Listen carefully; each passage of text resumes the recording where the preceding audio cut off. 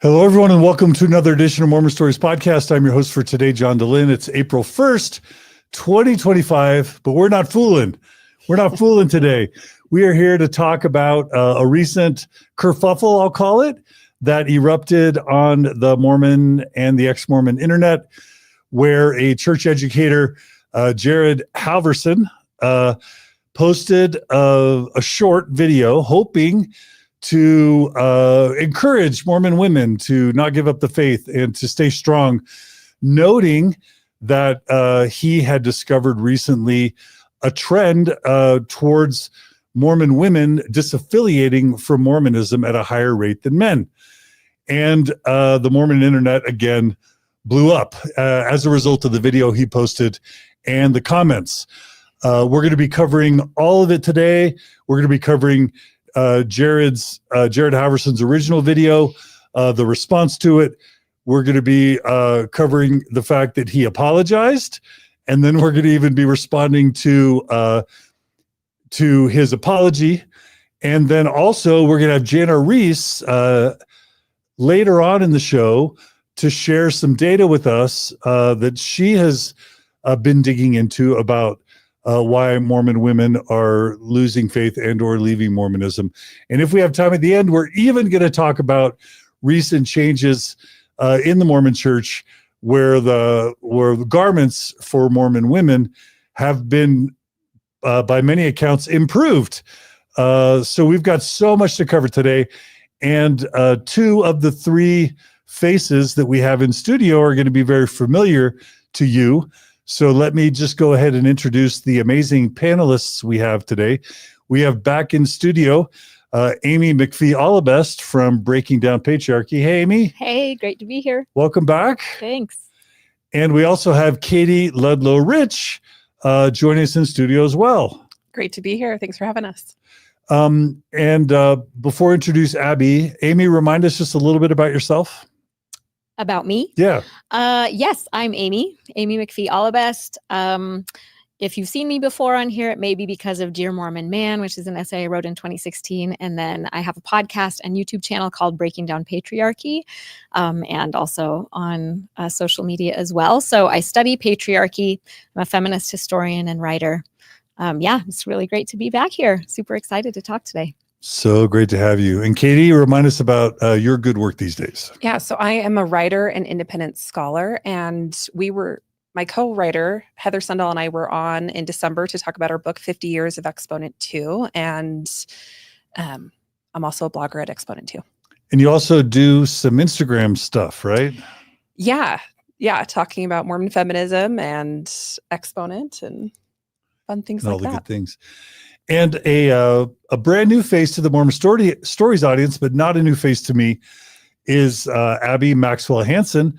I know Abby because I think became aware of her around the 2013, 2014 timeframe, where she was a participant in the Ordain women movement, but also at some point became a blogger. I don't know if it was for Exponent first or if you were doing your own blogging, but either way, Abby, please introduce yourself to our audience. Yeah, sure. I'm Abby Maxwell Hansen. Yeah, I was part of Ordain Women. I kind of had an especially excitable bishop and stake president. So I got in, I think I kind of became famous for that. And I ended up in a documentary that was a BAFTA nominated documentary film, probably, 2016.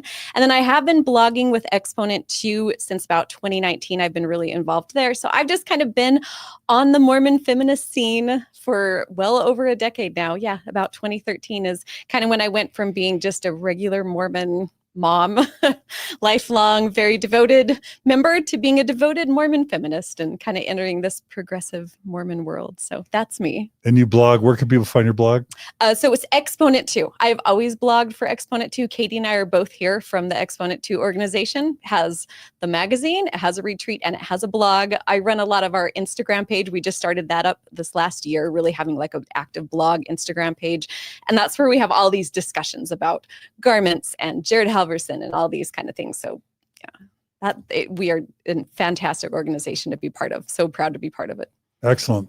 Well, I'm super happy to be promoting Exponent 2 and breaking down patriarchy because y'all do great work, all of you. So thanks to all of you for joining.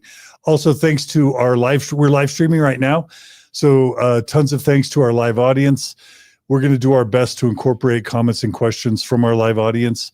We also appreciate super chats on YouTube. That's the best way to make sure we see your questions or comments. We'll do our best to share all of those.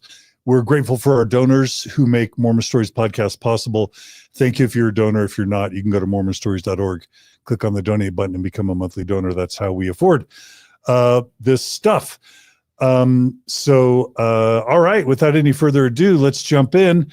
Maybe before we play Jared Halverson's video, I guess, Amy, if I remember right, you actually knew Jared back in the day. Do you want to tell us anything about that to start with? Sure. Yeah, I do know Jared. He and I were in the same cohort in Jerusalem for a semester abroad during college. And I remember him and know him to be such a good person, like deeply just a good person, smart and kind. And his wife is actually the sister of one of my mission companions, and they got married while we were on our missions. So I remember looking at their wedding photos that had gotten sent to my mission companion. And we actually have a lot in common, Jared and I. I don't know if you want me to talk about that a little bit. Yeah. Yeah. I mean, I was thinking about it. I haven't talked with Jared. I think we taught at the MTC actually at the same time after our missions, but I was thinking about kind of the, like our tracks at that time of our life. We were both in Jerusalem together. And then we both went on Spanish speaking missions. I think he had gone on his mission before Jerusalem, but, and then, yeah, we were both MTC teachers. We both went to BYU. We both got married in the temple. And then we both actually wanted to be ECS teachers, wanted to be seminary teachers. And one thing that occurred to me is that while we were like doing all these things in the same kind of realms, we were having very different experiences. And it's only in retrospect that I really realized that. And it seems like he hasn't really realized that until recently too. For example, even just being in Jerusalem and all of the course of study that we had in the scriptures, which is, written by men, for men, interpreted by men. And then going on missions where his experience going through was like, I don't know if he had leadership positions, or teaching in the MTC. I was always presided over by many, many layers of boys who are younger than me on my mission, or men all the way up. And then the temple, of course, we've talked about, before on this podcast, but the language in the temple, if you don't have the structure pointed out to you, if a man can go through all of these things because privilege is invisible to those who have it, they go through all of these steps, not realizing that the women in the room are making very different promises than the men in the room, and the women in the room are being presided over. And so all of these pain points that I accumulated, if the men aren't paying attention or they don't have it pointed out to them, they might not notice. And the last one I'll say is just the ECS. I mean, my understanding is that he became an ECS teacher like through the church. I came home from my mission in Jerusalem just on fire with my love for the gospel, and I wanted to be a seminary teacher. So I showed up for an ECS class at BYU, and the very first class, I was engaged at the time, and the male teacher said, "Hey, could I talk to you after class?" And I went up and he said, I noticed that you're wearing a ring. Are you, married? Are you planning to get married? And I said, yes. And he said, well, just so you know, if you're planning to have kids, you should know that you won't be able to teach in the ECS program once you have kids. So I just wanted you to know that and to really think about whether this is a path that you want to pursue.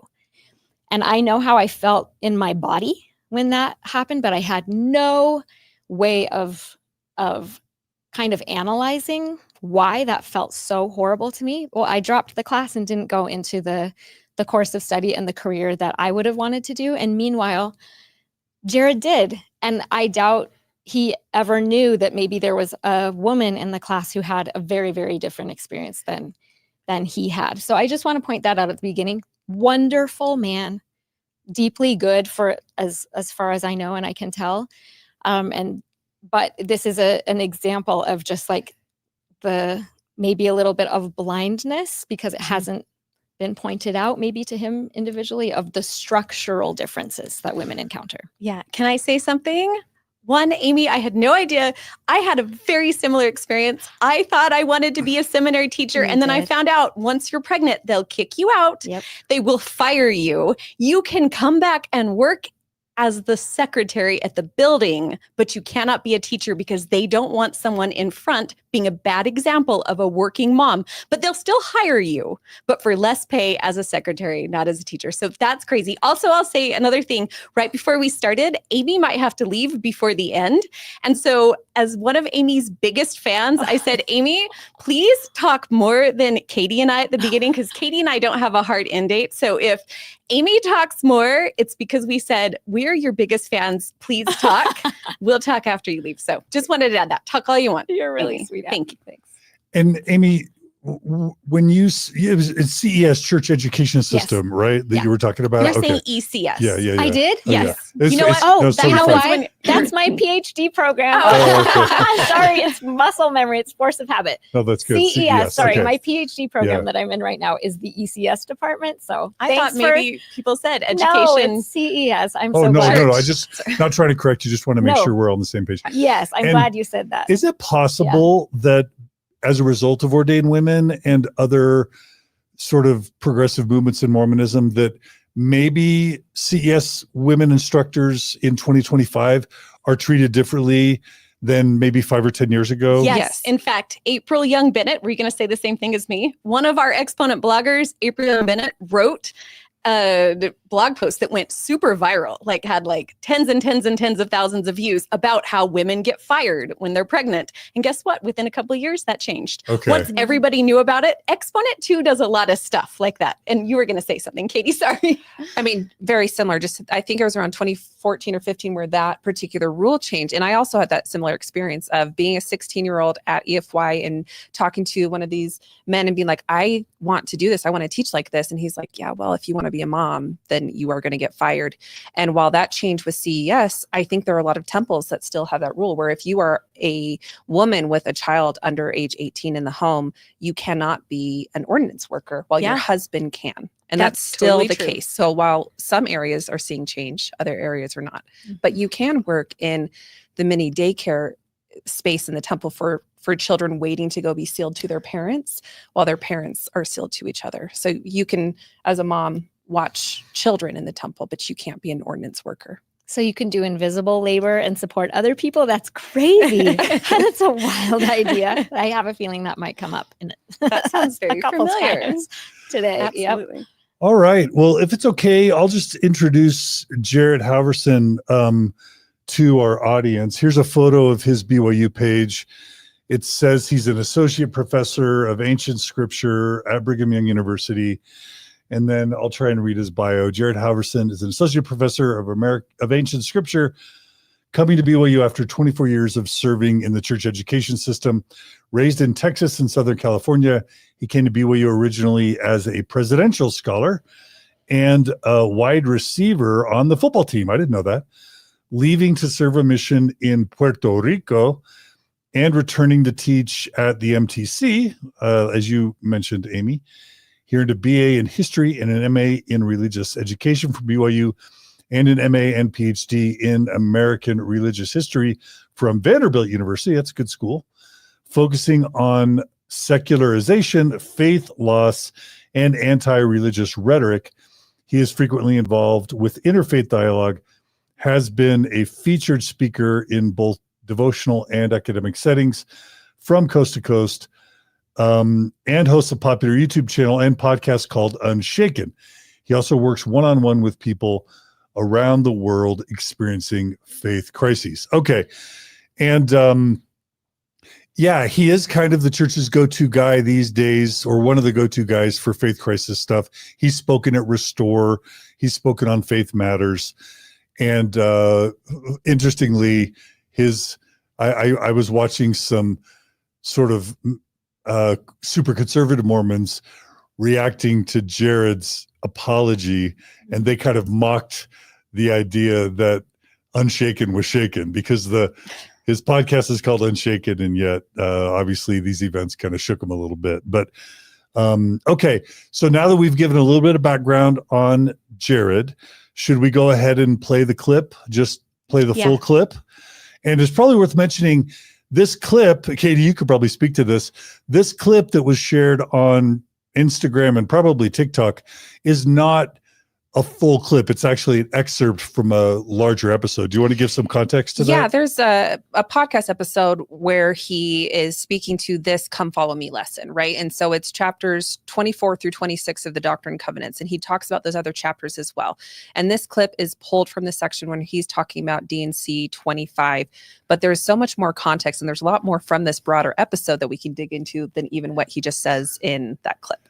And for those who are never Mormons, Doctrine and Covenants is one of our 4 key scriptures within the Mormon Church, along with the Bible, the Book of Mormon, and the Pearl of Great Price. It's kind of Joseph Smith's revelations that he received when he was alive. And what are the basic themes of that kind of come follow me lesson? Yeah, so this one is shifting from revelations about the church structure and organization to individual revelations. And so D&C 24, it's multiple short revelations to different men. And D&C 25 is to Emma Smith. And it relates to both Joseph and Emma and counsel to them.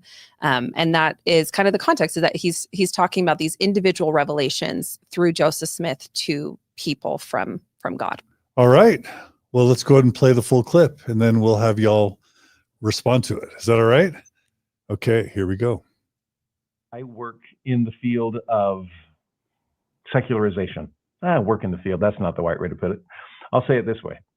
Many of you know that I study faith loss and secularization and anti-religious rhetoric. You know that I'm trying to keep my finger on the pulse of people losing their faith around the world and doing whatever I can to try to resuscitate that faith. Well, as I've been studying books about this and reading articles and watching graphs and statistics, some of those statistics are pretty unsettling. To watch the rise of the nuns, as they call it, N-O-N-E-S. No, this is not people flocking to the Catholic convent. None as in no religious affiliation. I'm a part of none. And that's been on the rise since about the 1990s. It's peaking in ways that we haven't quite seen before. Well, one of the statistics that has worried me most of late comes from a survey that was done in 2023. And it's suggesting that for the first time that I can think of, more women are leaving religion than men are. That's shocking to me as a historian of religion in America. Because there was actually a great article I read in grad school called Religious History is Women's History. That women have always outnumbered men, not at the pulpit, but in the pew. And so often it's these sister saints organizing benevolent societies.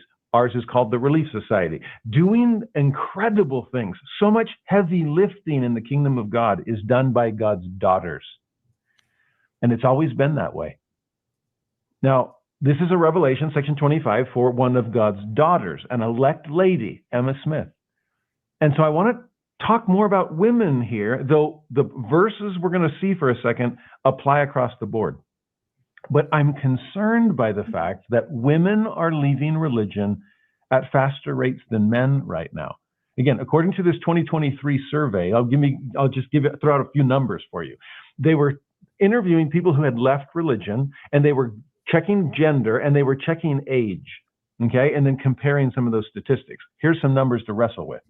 Among the baby boomer generation, of those who had left faith, who had disaffiliated from religion, 43% of them were women, okay? So in the minority.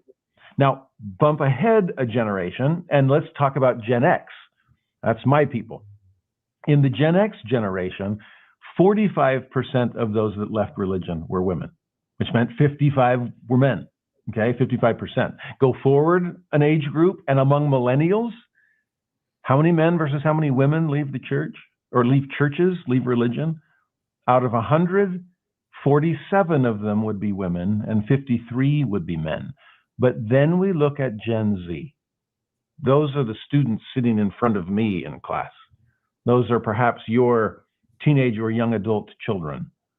And in Gen Z, 54% of those that are leaving religion are women. Again, first time that I'm aware of, where more women are leaving churches than men, which again is a cause of concern for me. I read a book once on the history of secularization in Great Britain in the 20th century.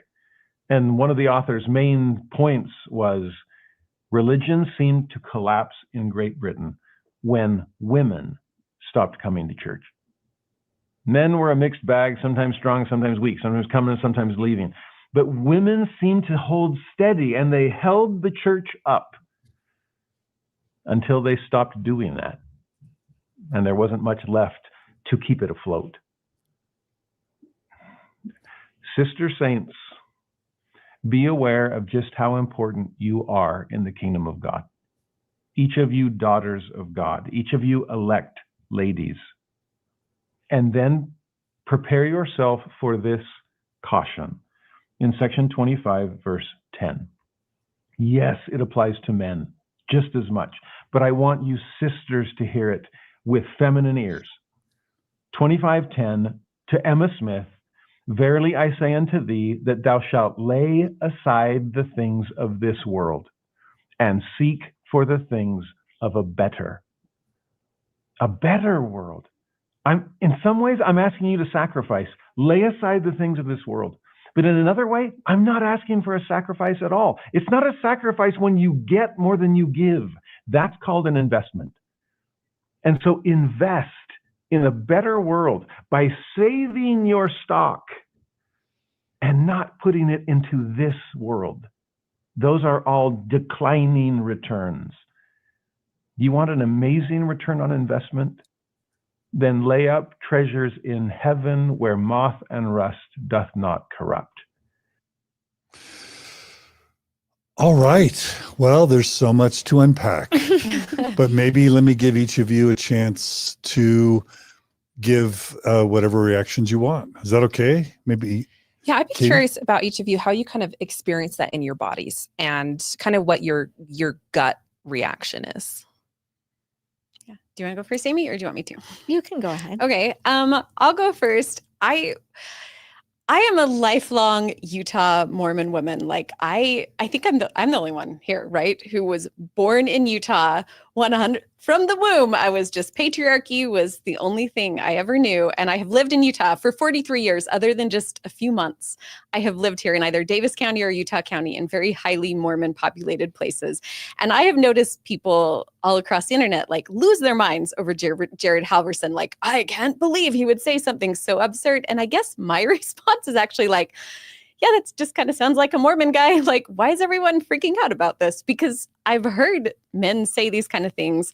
And I think maybe I'm glad, Amy, that you know Jared and that you can say, I think your experience have been that he's a really good guy, because my gut says it's a really nice Mormon guy who just like so many Mormon guys that I know and love in my life, like really important, good men, just don't get it. And I'm like, it's one more Mormon guy who doesn't get it. I've experienced this hundreds of times. Like, it's not any different. So honestly, my gut reaction is not the like fury and rage that other women, maybe who are not around as much Mormonism as me, their whole life has. I think he seems like a nice guy who doesn't get it.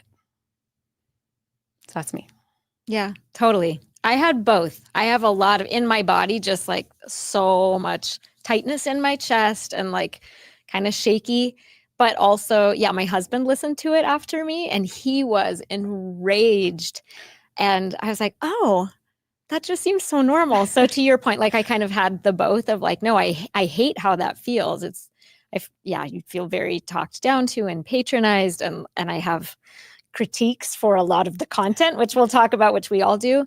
But it also is just totally, like you said, Abby, like, yeah, that's like what I have to deal with all the time. It's not that different. Yeah.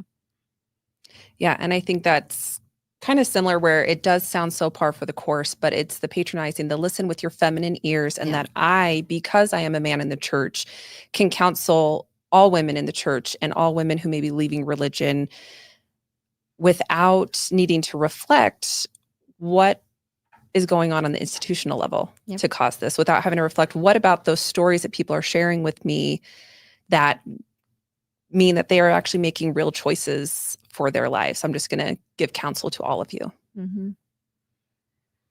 I will also say, I do have to say, like when he's like, I'm shocked to see this. I was shocked that he was shocked. I really did think like in 2025, especially studying what he does, I'm like, this is new to you? How do you, that was actually shocking to me that he was so surprised by it, but we'll talk about why in a minute. So y'all aren't shocked that younger women are leaving the church at a higher rate than younger men? No. Not at all. Yeah. And maybe we'll touch on that article he referenced. So Women's History is American Religious History is an article by Ann Broad, who's a senior lecturer at Harvard Divinity School. She makes a tiny appearance in 50 Years of Exponent too, because the then president and of the Oregon associate editor were attending Harvard Divinity School, and Ann came and spoke at an Exponent lecture.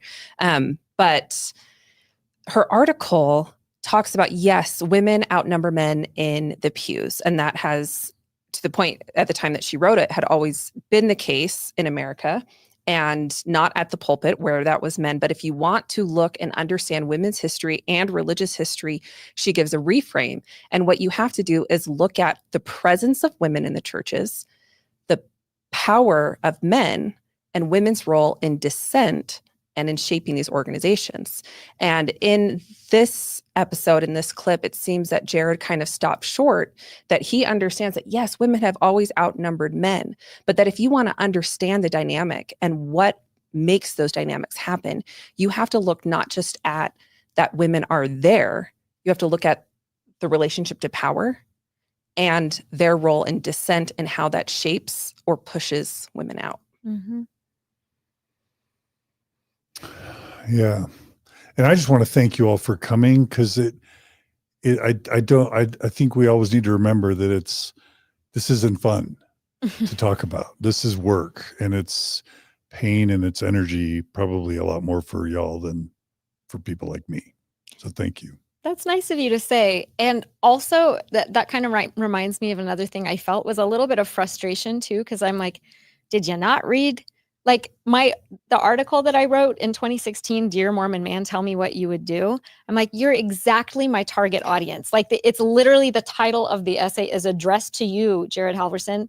Like you've never read that. This is news to you. And like the time and energy and blood, sweat, and tears and gut wrenching work that we pour into trying to build a bridge to exactly him, to help him understand, let alone like, I mean, as I've done breaking down patriarchy and realized that like women have been writing about this for hundreds of years. And just that like reinventing the wheel with each new generation of women not being able to benefit from what their foremothers said. And that's why we've had a hard time, reaching gender equity for women, but also the frustration of all of this work. Just like, I'm sorry that you haven't, learned about this yet, but it's not for our lack of effort. Like we're really killing ourselves here to put this out there for men to be able to take advantage of. And like, let me make this in a smaller, more palatable, super entertaining like format so that you don't have to read a whole book. And it's not people's fault if they just haven't encountered it yet, but there was a little bit of that frustration for me too, of like, you really haven't.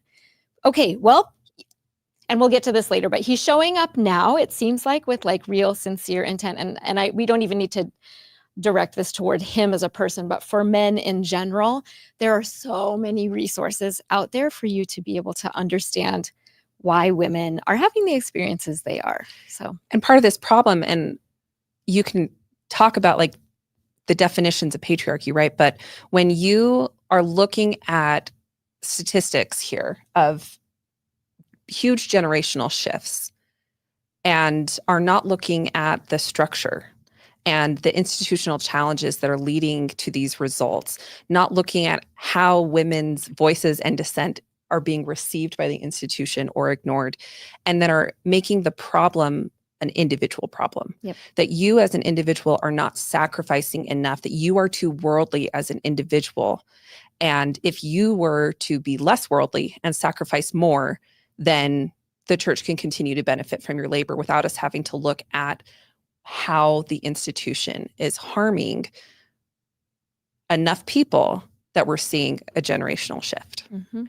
And I'll say we're talking about like Jared and all Mormon men like him who are so often such good men who we love and who I know love us. Like, I don't feel like it's always this combative, like we're fighting against them. It's the system that is just so ingrained in everything that they don't see it. And women don't always see it either. I have my own experience of like waking up. I think a lot of women have that feminist awakening or that faith crisis or something where suddenly they start to notice all of these things.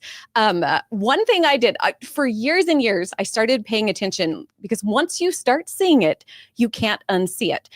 I started watching at church, like how many men speak versus women. You know, at a general conference is one a lot of people have started to notice in the last few years. Like, why are there 34 speakers and only 2 of them are women? Like, that's one that's starting to come up. But most of it still goes right over everyone's head. So one thing I did, maybe this would be a good time to do it, is Katie and I, at least both of us, we listened to the whole podcast that this little clip from Jared was from, because it was like Katie was saying, it was an entire Sunday school lesson. I think if I'm understanding right, he does every single week with the Come Follow Me lesson. And he also does it with like, I was seeing all kinds of other places where he puts his lessons, and he's a great teacher. And I mean, like, he's good.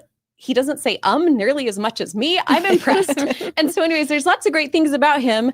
And honestly, his lesson was not bad. Like, this was probably a kind of inflammatory part that got pulled out and kind of, lit a lot of people on fire. But like, his lesson wasn't terrible. But what I did is I listened. It was about an hour and a half. I didn't even pay attention to how long it was.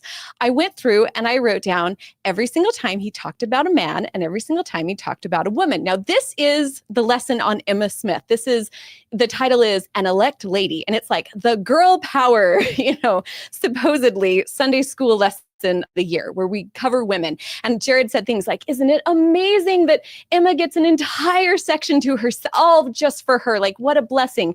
And to me, with my feminine ears, I hear that and I think, well, there's like 138 sections and we get one for a woman. The other one is commanding her to accept polygamy or she'll be destroyed. Like, this doesn't feel like a brag, kind of like 2 women speaking at General Conference, even if they give really good talks. That's not a brag. Hello, it's not a good thing. So anyways, I went through lessons. Here's what I did. So Jared, and I tried to be very generous with this. I'm just curious if he even noticed this, because I don't think he did, because most people don't. So I went through, he has 4 women that he mentions in his entire lesson. One is obviously Emma Smith, that the lesson is about. And then the other 3, I really am being generous giving these as mentioning women, because the second one is a story about him doing nice things for his wife. And it's a nice story. Again, none of these stories are bad. These are just, the point is, it's a focus on him. He says, here's a story about something I did for my wife. I would leave her little love notes everywhere. I'm a good husband. This is something nice I did for my wife. The third story, mentioning a woman, is a female student in one of his classes who had severe social anxiety, and she was terrified in getting in front of people. He had a revelation from God to tell her, you need to stand up and bear your testimony in front of people. So, and she was like, oh, I don't want to. I'm really terribly shy. So again, it was him giving revelation to a girl, but it was a girl in the story. And then the last one, well, and here's what I did. I did either, is it a one gender or a group of that same gender? And so the fourth one is, he talks about bishops' wives and the advice, which is good advice, that he gives to the wives of newly called bishops. And so 3 out of the 4 is really just a story about him that involves women, but we'll do 4. We're going to be generous. Okay. Now, on the other hand, I'll try to go quickly through this. These are all the men that he talks about in this lesson. John Whitmer, Oliver Cowdery, Hiram Smith, Samuel Smith, Joseph Smith Sr., Joseph Knight Sr., Joseph Smith. He talks about the missionaries who were all male at the time in general. He tells a story about the patriarch and him going to his patriarch for his patriarchal blessing. He talks about Greg Dibb, a high counselor in a stake he really admired. He tells stories about Heber J. Grant and J. Golden Kimball, a story about Elder F. Button, if I heard that name right, Howard of the 70, coming to Puerto Rico when he was on his mission. And this guy, this general authority gathered all of the priesthood leaders on the entire island, so all of the district presidencies and branch presidencies.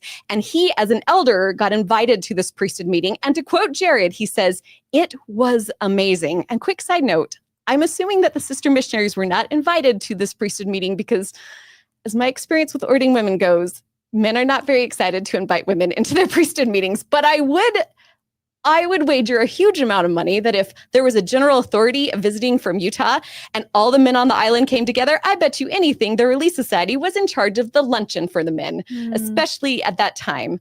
And so anyways, the sister missionaries were not there. They were there, but Jared was there and he was saying, this was an amazing, again, kind of the experience, like you were saying with Amy, with him, that he loved going into the CES program and he just maybe didn't realize like, oh, what would have been like to be a woman. So anyways, sorry, I got sidetracked there. So he's telling this story. And at this priesthood only meeting, a district president named Omo stands up and he answers a question to the general authority about how would he do his calling if he had to concentrate it into only 3 hours in a week. And he said first he would have a 1-hour meeting with all of his priesthood leaders under him. So he'd have his counselors, the high council come, all of the branch presidencies, because then he could meet with these men and they could run the church for him. And then another hour he would go on splits with the elders because it was important to be involved in the missionary work. Now he's obviously not going on splits with the sisters because he's a man and he can't. And then the third one, he did say he'd spend like an hour with his family, maybe studying scriptures and stuff. Okay, so then he talks about Brigham Young, Parley P. Pratt, W.W. Phelps. He shares a song that I looked up and it was composed by a man. And then he tells a story about a male bishop who would watch the congregation to see who was singing. And he talks about Heavenly Father and Jesus, never mentions Heavenly Mother. So I added up either 32 people or groups of people in total, 4 of them, again, being very generous. I'm saying 4 of them were about women. So 88% of your lesson that was supposed to be the girl power lesson of the year, the one lesson called An Elect Lady, was almost 90% men. And there's 220 people in the Doctrine and Covenants. 2 women are mentioned ever. I don't know if you know that. They and one other woman whose name I always forget that has like 1 verse in section 90. And I just feel like these kind of lessons go right over people's heads. They don't notice it. What were you going to say, Katie? Sorry. Just right on par with General Conference then with the statistics. Like that, this is very similar to what you're going to see within the lesson manuals themselves for many decades now, similar to what you hear at any given conference, especially General Conference. Yeah. And even when there's like a sacrament meeting that feels like surface level, feels like a female-centered sacrament meeting, like the primary presidency is speaking. If you actually sit and listen, you're like, well, they all base their talks on a general authorities talk, and all of the quotes were men, and the scripture stories were men, and you go through and you're like, so it was a feminine mouth saying it, but the words that were coming out were very masculine. And just 2 other like examples of this. This happens so much. And if you really start watching it at church, you will see it all the time. I remember there was, when we were doing teachings of the prophets and there was the manual on Lorenzo Snow, there was a whole lesson on the Relief Society, 1 chapter. Now, if you recall, Lorenzo Snow has a sister named Eliza R. Snow, who was literally president of the Relief Society for over 2 decades. Like you could have even jumped and been like, we're going to talk about in the women's lesson, in Relief Society, we'll talk about his sister for 1 chapter, but no, you couldn't. And it was almost, I remember this was right as I was having my feminist awakening and I started like giggling in class because I just thought it was so ridiculous, because what they did is they found there'd been a day that his sister had planned a day-long Relief Society event. And Lorenzo Snow happened to stop by for an hour in the middle. And they said, will you stand up and say some words to the Relief Society sisters? And he stood up and said like, well, I don't know what you're all doing here, but I think you're amazing or something. And they took his words and turned the entire lesson into Lorenzo Snow stopping for an hour at an activity. And they couldn't see that. And nobody thought that was weird. And then it was like within the next year, I had another one where it was Mother's Day and we were in Relief Society and the lesson was called Joseph and Hiram Smith, Witnesses for Christ. And I remember saying to him, I had a really good bishop at the time. And I remember saying to him in the hall, The Relief Society is the women's organization. Today, in the women's class for the women's organization, on Mother's Day, the one day of year that we like set aside specifically to honor women, do you think it's a little weird that we had a lesson about 2 men? And he actually kind of stopped and said, okay, yeah, that is kind of funny. And then it went nowhere. And it was nice to hear him say that. But like, even men who listen and kind of are like, oh yeah, that makes sense, it doesn't change anything. And so if you start watching, it's just lesson after lesson after lesson. It's just men, men, men. And that wears on you. And it changes the way you think as a little girl growing up in the church and as a woman in the church without even realizing that it's having that impact on you. I think until you start stepping back and seeing the big picture, you don't even realize the harm that it does and that it's doing to you and how much work it is to undo that internal lack of trust of yourself and lack of trust of other women and like the innate, thing to go to a man for the answer for everything, whether it's religious or not. And you have to like work your way through that. And we're propping it up all the time. So, Amy, how do we start to see the structure? Like, how would you go from those individual experiences to moving to see this as not just an individual problem, but like a system? Well, that's like exactly what I was interested in when I started my education project, right? It was like, where is this going to come from? And I was going to say, and this is related to this, maybe not the structure, but the definitions, because we were talking about before we started, just like quickly the definitions of even patriarchy, of father, archy, ruling system. And people, I think a lot of times think of patriarchy as always like, oh, men are bad. That's women calling men bad.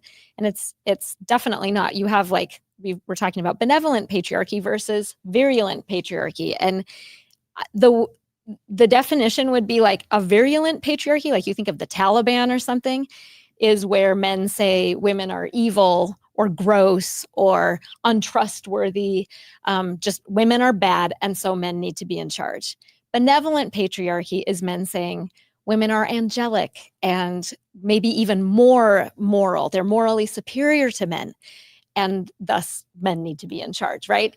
And in benevolent, I think the way it feels, actually, I was thinking about this morning, that like in a virulent patriarchy or maybe just a virulent patriarchy experience, like the other day I heard a man say that his whole life he thought of women as whiny bitches. And when he said that phrase, like I felt it in my body.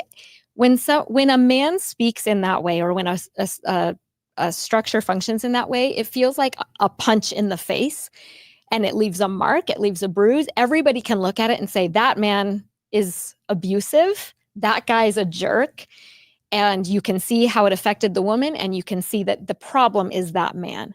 In benevolent patriarchy, it's more like a man giving a woman a cookie, and then she eats the cookie and she feels sick afterwards, and she doesn't quite know why. And like the men just giving women cookies, and you're like, I don't know why. Is there something wrong with me? There might be something wrong with me because I feel sick after I'm eating these cookies, but he's smiling at you.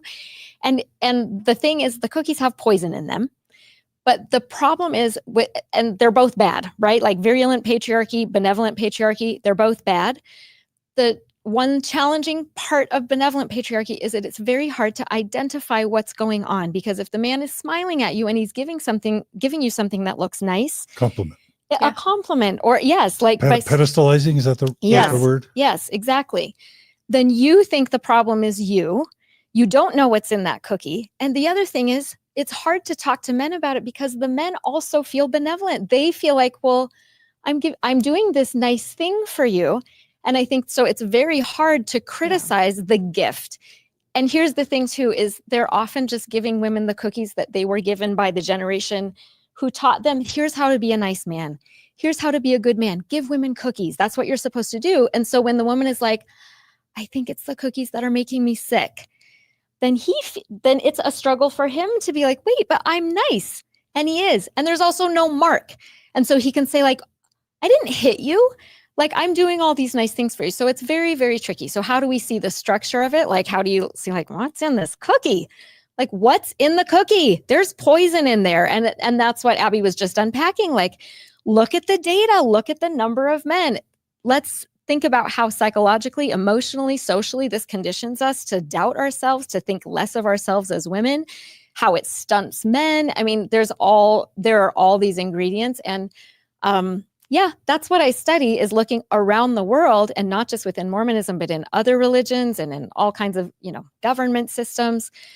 The ingredients that go into those cookies that actually do make people sick. Yeah. Yeah. And I can just, because I've made so many of these same errors that Jared's made before, you could just see him thinking, come on, I was trying to say something good to women. I was trying to say something kind. I was trying to say how important they are. And you could even anticipate in his mind him thinking or feeling, dang, you just can't win. If you're rude to women or you exclude them, you get in trouble with these feminists. But if you try and say nice things and compliment them and encourage them, you can see those thoughts, and that emotional reaction. I just also wanted to add, if we're talking about numbers, we don't want to forget the Book of Mormon. By my count, there are 6 female names or women's names mentioned in the Book of Mormon out of 337. Like, we often talk about truth claims in the Mormon Church on Mormon Stories podcast, Book of Abraham, polygamy, whatever. That's a problem. If 2% of the names in what the Mormon Church would call the most correct scripture on earth, the most correct book on earth, the most sacred book of Mormon scripture, 2% of the names are women's names, that starts to hit at the truth claims level. So I just had to throw that in. Yeah. So growing up at the church, women become very able to put themselves into male experiences, right? To read scriptures written by men and for men and think, okay, how does this apply to me? And it's a muscle that we develop, and it becomes very strong. We're very good at that, but it can be hard to then flip that for men, and to hear how often men will, if a woman comes on general conference, that is snack time. That is the bathroom break time. I have heard that in person when I was a BYU student, from boys, things like that, where they don't have to put themselves in that experience, and it becomes hard to see why they need to. And so then when they do hear women's experiences, it so often is still interpreting, how does this play into the prophet? What is this woman doing that supports or goes against what the prophet is saying? And it becomes too easy to still center the male experience, even when they do hear what women say. You just reminded me of a story. I'm going to see if I can remember it right. But there was a few years ago, I was with a couple Mormon men, and the man who's talking, I just want to clarify, in case he ever hears this, that I think he's one of the good guys, like a really good Mormon man, who, for context, he had been divorced before and he was remarried. And anyways, he was really active in the church, loves the church, good guy, just good guy all around. And I guess the stake president had once said to him something like, hey, brother, so-and-so, I just want to I think you would make a fantastic bishop. I don't know if that'll ever happen because you've been divorced, kind of thing. But I just want to let you know, I think you'd be a great bishop. And he was expressing in front of me, like oblivious to the what I'm about to bring up. He was talking to another man, and he was having this conversation saying how disappointed it was because he felt like he could do a lot of good in the church, and he would be a fantastic bishop. I think lots of men make great bishops. I don't want to get rid of all men bishops and replace them all with women. I want to keep the good ones and have good female bishops too. But anyways, this guy, I just remember him kind of throwing his hands up in frustration and just kind of saying like, but I can't even be a bishop. And I remember being like, hello, like your audience here, like, me, my ordained women history, like, these things about me, like, but like does not even occur to him. Like, men are so blinded. And I'm like, oh, is it frustrating to be like, I have talents and things to offer, and I want to help my community and I want to make things better, but because of some dumb rule, you're not allowed to be in it. And I'm like, at least you did something. You got divorced. You're like, I didn't do anything. I was just born as a woman. And I didn't bring this up. I didn't say anything, but that's always stuck in my brain. And I'm just like, men don't see it. Katie, would you mind just a 30-second to 1-minute summary of what Exponent 2 is and what it tried to do for Mormons and for the church for 30, 40, 50 years. And then, Abby, I want you to do the same thing with ordained women, because most of our audience is going to have no idea what ordained women was and what it tried to do. This is just to give people the history of women trying to help the church learn and do better. So what is Exponent 2? Exponent 2 started as a quarterly newspaper from this group of women in Boston in 1974. And they had come across this publication called the Woman's Exponent, which was a Utah-based, very suffragist, very women's rights, but also very faithful paper from 1872 to 1914. Then there was the Relief Society magazine, and that had ended in 1970. And so this group of women find these stories, and they're like, there's a huge, long tradition of women in the church writing about these things. It's the women's movement in Boston. And they're like, we are going to talk about women's experiences and their faith together and start this little paper. And so they started a quarterly newspaper, and in 1975 got significant backlash by general authorities. And they were told things like, the prophet speaks for the church. You do not speak for the church. Do not get ahead of the brethren. Do not talk about controversial issues like the Equal Rights Amendment, because it was coming up very soon that the church was going to come out publicly against that and use incredible resources for that. And so the original editor was forced to resign because of this pressure from general authorities, but the paper continued, and it has lasted over 50 years now, is now a quarterly magazine, a daily blog, and an annual retreat. And to what extent would you say the Mormon Church leadership has embraced and incorporated and adopted, the writings in Exponent 2, or not? That's a great question. There is such a complicated relationship between the church and feminism and Exponent. We never again experienced such severe interference as in 1975, when general authorities flew out to Boston to tell them to discourage the publication. But there are times, like in the 90s, when there was this huge retrenchment and the September 6th excommunications, where feminists and scholars were excommunicated for their writing.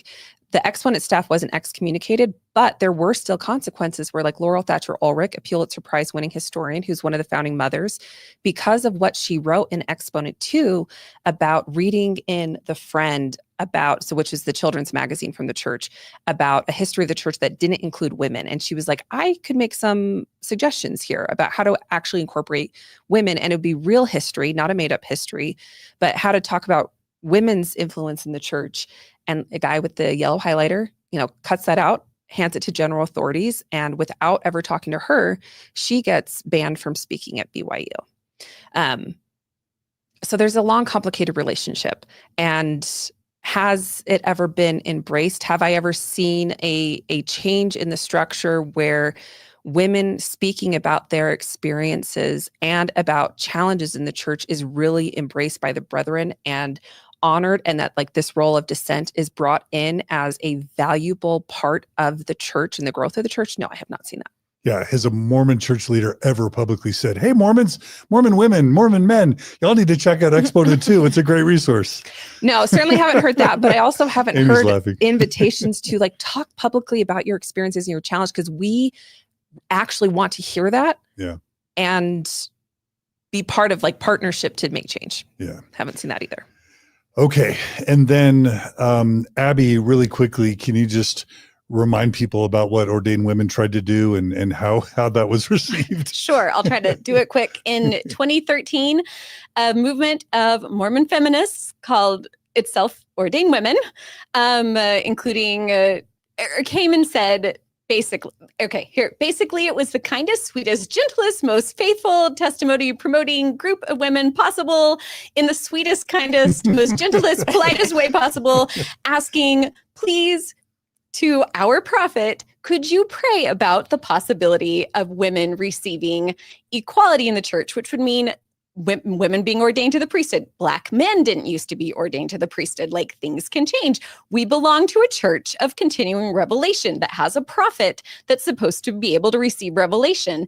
And so there was just a website at first where people could go and put up a profile and say, hey, it was kind of in the style of I'm a Mormon. And it would say, I'm Abby, I'm a mom, I love this, and I think women should be ordained. And I join my voice asking the prophet to please pray about this. there was no demanding. Like, if the story you have in your mind is that these women were like rioting on Temple Square, like, you got the church's version of what happened. It was a bunch of women like me. At the time, I was in my primary presidency, I was a ward missionary, and I was the compassionate service leader. And I had a stellar visiting teaching record, I'd also like to point out.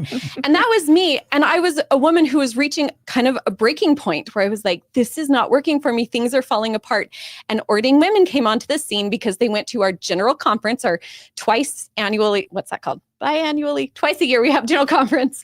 And they had gone and politely, in their church clothes, stood in line outside of the priesthood meeting, because the priesthood meeting said it's for all priesthood holding men and any prospective priesthood holders. So like, while the women are standing there, a Japanese tourist in jeans walks by and is like, what's this meeting? They're like, come on in. And they would, and he just walked right in, because any man is a prospective priesthood holder. And the women said, we consider ourselves prospective priesthood holders. And they waited politely in a line, and they said, no, you can't come in. And the women said, well, thank you for letting us wait in line. And they walked away. And so I saw that in 2013. I saw that first time the group went to general conference, and I felt so moved. And I even remember like having the conversation in my kitchen, saying, have you heard of this Ordain women group? And, being told like, yeah, it's dumb. Like, the men aren't lining up to go to Release Society meeting or something. And I said, really? Because I think they're kind of cool. And it just moved something in me. So I put a profile up on the site just with my picture saying, and it was one of the strongest spiritual promptings I'd ever had in my life. Like, it was all I could think about for weeks on end. Like, you should put up a profile. You should put up a profile. This is what you could write in your profile. Anyways, when I put it up, I got a lot of particularly bad backlash from my local priesthood leaders. I guess because I had seemed like, I guess my stellar visiting teaching record had made them feel like I was really happy with everything. And I really experienced like talking to, again, men not hearing, like going in and pouring my heart out. I'm sorry, I'm getting sidetracked. Pouring my heart out to a bishop, like bearing my soul and saying, these are what's hurting me. And this is why I'm doing it. And thinking that he would hear me because he knew me. He knew how good I was. I'd been in his ward for over a decade. His wife was my good friend. Like, he knew me. He knew I wasn't a bad person. And so I laid all my pain out. And what happened is he took it and used it as a way to give me church discipline and say, well, I can tell Satan has control of you and you are a bad influence for the women in this ward. And we're going to take away your temple regimen, release you from all your callings, not let you speak in church. We're going to talk about a disciplinary council up to excommunication and all these things. And I was like, I just wrote a profile on there. So anyways, and then at that point I was like, well, now I'm radicalized. And so then I did end up joining the group in person. I ended up leading the first group of women into the Marriott Center, fall of 2014. Like, if you Google me, you'll find pictures of me taking a group of women into the first priesthood session. And just, that's what moved me. And the documentary that I was featured in and stuff, all these things happened because I was just a very sincere woman in the church, feeling uncomfortable, trying to find a place. So I'm sorry, that was much longer than your And how many people were excommunicated as a result of Ordain women? I think it was just Kate Kelly that got excommunicated. Okay. She was the original founder, and she was an active Mormon woman, and she just wanted to make things better. And yep, I'm pretty sure she was the only one, unless I'm forgetting something. And I should say, when I was summoned by my bishop into a disciplinary council, Ordain, my Ordain women profile was mentioned as one of the reasons that I would be excommunicated. That's funny. I just remembered yours went up like at Thanksgiving, because I was at Thanksgiving dinner and I was like, oh, John DeLynn put up and mine went up on December 2nd of 2013 and yours went up. Thanks. And I just connected that. I didn't know you at the time, but it's nice it's nice to have a reunion. Yeah. All of us and our church discipline reunion, trauma bonding group. Yeah, I think 2013 to 2015 is going to go down as a watershed couple of years in people losing their faith in and leaving the Mormon church. And Ordain women has a lot to do with that, along with the exclusion policy for LGBT youth. And I want to get Amy in, but Katie, it looks like you want to say something real quick. So I just want to kind of pivot to Jared's apology when he got this big backlash, and how if his response leads to, like, it seems so sincere, And it seems so meaningful. And I had a really nice email interaction with him yesterday. And I'm like, this is a guy who, it is so rare to see the level of humility and sincerity and apology and recognizing hurt and a willingness to listen. And then I'm like, this could be a moment of hope that I see where in so many other previous experiences, there was not that kind of humility and willingness to listen and learn. And I just hope if I ever face the level of public backlash that he has this week, that I'll have half the grace he has had in responding. Absolutely. Agree.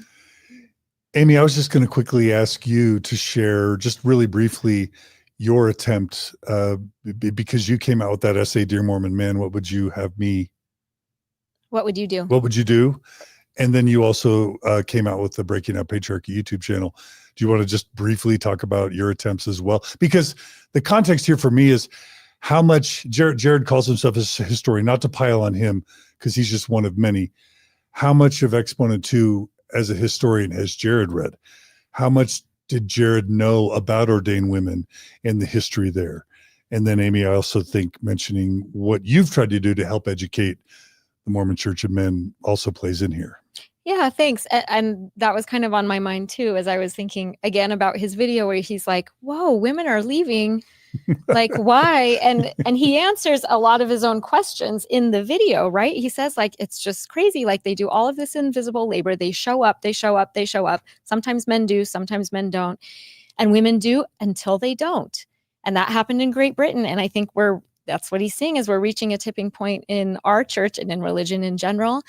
And yeah, he answers some of his own questions. But then there's just this there's obviously like the invisible labor part that he talks about. That he's like, women do all this heavy lifting in the church. And so they're so important, but we're not given a voice. We have no vote. It's not in any way equitable. And so, but the gap in his understanding is, what does it feel like? Why are women leaving? And what you both just shared, like, here's why. So I think, Katie, you said you gave him a copy of 50 Years of Exponent, right? Like, you can start. Yeah. So yesterday I went to BYU campus because BYU Special Collections had an exhibit about 50 Years of Exponent too. Like that archive is what has held the record starting since 1977. It's what Heather and I used in writing the book. And I think it's really presumptuous to show up at someone's office and give them a copy of your own book in a moment like this. But to be fair, less than half is what Heather and I wrote in the institutional history, and the rest is an anthology with lots of different women's voices. And I thought that this is one piece of, like, you can hear women's experiences and you can read what it was like to be in the Relief Society in 1960 when you were in charge of budgets and in charge of programming and receive lessons that were created by women and focused on the needs of women, and how that has changed over time, and how even from the 1960s to now, women have less autonomy and authority in the church than they did even for the living memory of women who are in their late 70s and 80s, and many of whom I interviewed for this book. And it's just one tool here to be handed. Here is so much experience and knowledge and wisdom that can maybe help you understand why we are facing this moment. Mm-hmm.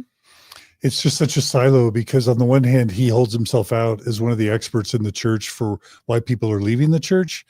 Yet as it relates to women's issues specifically, he seems to have read very, very little about the women's experiences leaving the church. What's he studying if he's an expert on people leaving the church, if it's not one of the three great threats to the church, which is feminism, right? And to his credit, when I left that book next to his office, he emailed me. He's like, are you still on campus? I'd love to meet with you. He runs down and he looks at that exhibit of 50 Years of Exponent 2. He started reading the book last night. He's like, I'm going to put it on the top of my pile.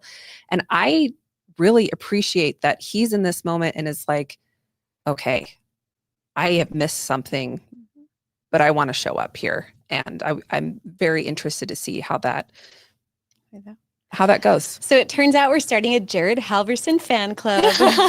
We like you, Jared. We want you to keep, whenever men come on to Exponent 2, like whenever a man comes on and says something like, I've been a bishop 3 times and on that council, and I always try to listen to women and I love women and stuff. Sometimes I totally understand why. Sometimes women will jump in and like kind of bite their head off and be like, whoa, you think you're, guess what? We've never had this type of, they get mad. And I I always, if you come to Exponent 2 and you come and read and you engage as a man in these discussions in a respectful way, I will always say, thank you for coming and joining our space and listening to our voices.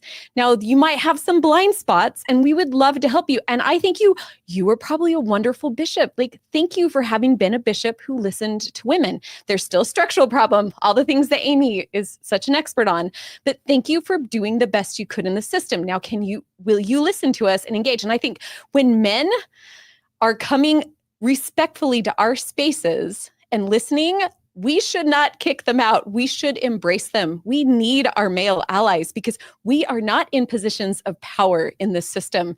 And men can do things that we can't do. We want you to come and read Exponent 2. Come and follow us on Instagram. Go and follow the amazing Amy's YouTube. Go binge this weekend all of her videos she's ever made, breaking down patriarchy. Yep, breaking down patriarchy. Come and listen because you'll learn so much. And we want you here. We want the Jared Halversons. We don't want the jerks. Like, you guys can we don't want the word radio. You guys can stay right where you are, but we want the Jared Halversons. We love you guys. We want you here. 100% agree. Yeah. Love it. If it's okay, can I read a few of the comments, responses, just so we can get a sampling? So many of our viewers and listeners responded, and I thought we would just maybe share a couple, and then we're going to go to some of the other responses. So Women on the Stand, they wrote, women definitely are needed, and we uphold the church. That is so true. I wonder, however, if there is any room in your, what I know is sincere worry about women leaving religion for wondering why women might be leaving. I fear that women who are yearning for small and impactful changes that promote partnership and show respect and value for women's voices, wisdom, and perspective may need more than just a, quote, please keep doing what you've always done because it's all on your shoulders, close quote. Isn't responding to our needs important? Won't we be stronger if we do? What can we do to make more room for young women to thrive and flourish? Isn't that how we help them stay and how we build Zion together? So that's Women on the Stand. Oh, we love Women on the Stand. That's Amy. She's a fantastic Instagram account to follow as well for anybody who wants to learn about Mormon feminism. Women on the Stand is great. And I'm pretty sure they were the ones who were having women sit on the stand in the Bay Area, and then eventually were told by area authorities that women couldn't sit on the stand during church meetings. Is that right? That's what started the thing. Yeah, that She's was my another stake, Amy. by the way. Yeah, that's your stake. That was all my the stake. Amy's are cool. We love all the area. Amy's. Yeah. Thank you. Okay, so shout out to them. Let's just read a couple more. The next one is Edge of Inside. If women are so needed and important to the church, why are we relegated to positions of labor with little to no voice? Teenage boys have more authority than women. We know our worth and value and choose to participate in places where our voices are valued. Keeping the church afloat by only doing as we're told by the men is no longer palatable to many of us. We don't need or appreciate platitudes and placation. We desire respect and equality. I see some heads nodding. Yep. Well, yeah, it just makes me think back to the point that Ann Broad made in that article Jared referenced, that when you look at the history of religion in America, you can't just look at the presence of women in the pews. You also have to look at the relationship to power and what they do when they dissent, their voice of dissent. How does that shape? And in the LDS Church, the most common response to people speaking up about their experience, not even when they're organizing things like Ordain Women, but especially when they are organizing things, the response is to encourage it to shut down, to excommunicate, to ostracize, and not to have any level of process where people can talk to each other in ways that can kind of bring these good people and their hearts together. Mm-hmm. All right, let me just read a couple more, and then we'll play the video from Julie Hanks and Britt Hartley. Dr. Julie Hanks chimed in, and she shared, and she's also joining us in the live stream, I think, right now. Julie Hanks wrote, maybe churches need to reflect on what they are doing or not doing to push women out of the church. Women aren't the problem. Women are tired of associating with organizations that don't listen to their voices, that don't give them authority, and don't offer privileges that they offer men. Church is the only place in my life where I am told I can't do certain things because I am a woman. I am prevented from holding certain leadership positions because I'm a woman. I am prevented from blessing others' lives through performing ordinances because I am a woman. I don't see my gender reflected in the leadership of the church or in general conference talks. Women are leaving religion because it is so steeped in patriarchy. Women aren't leaving churches for worldly things. Women are leaving because we are no longer tolerating sexism and systems that limit opportunities to serve. Churches are the only place left in my world where women are denied opportunities of gender. That's why women are leaving. It's not a mysterious phenomenon. I'm seeing some heads nod. Mm-hmm. Any quick reactions there? Yeah, actually, one comment that I saw was to this video actually was, this is like the slumlord being mad that I found a better place to live. Like, and that really made me laugh. But yeah, it's not a mysterious phenomenon.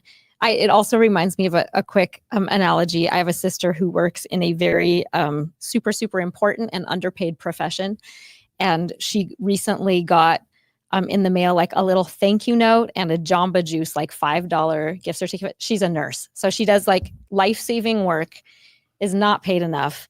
And the president of the hospital sent all the nurses a $5 Jamba Juice card that was like, you are so important. We value your work so much. And she's like, there's a way to show value. There's a way to show that you value someone, and it's called paying them what they're worth. And that the analogy comes to mind, like women have said over and over and over again for decades and centuries, like, here's how you show that you value us. We don't want you to say, women, you're so amazing. Women, you're so important. Women, you hold up the church. We're so tired of being told that.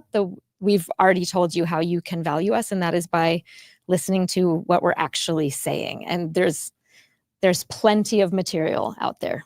So I've heard so many Mormon men say, oh, I was taught to respect women growing up. The church taught me to respect women. Boys around me, they would tell dirty jokes and they would try to go too far on dates. But no, I respected women. And I thought, you know what?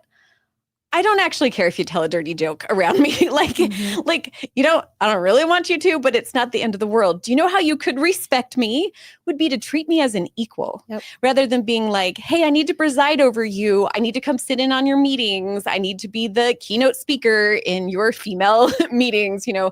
That would actually be respect. And I feel like sometimes Mormon men have got the wrong idea of what kind of respect we want, because it's nice that you don't try to fill me up on a date, but that's not the only type of respect.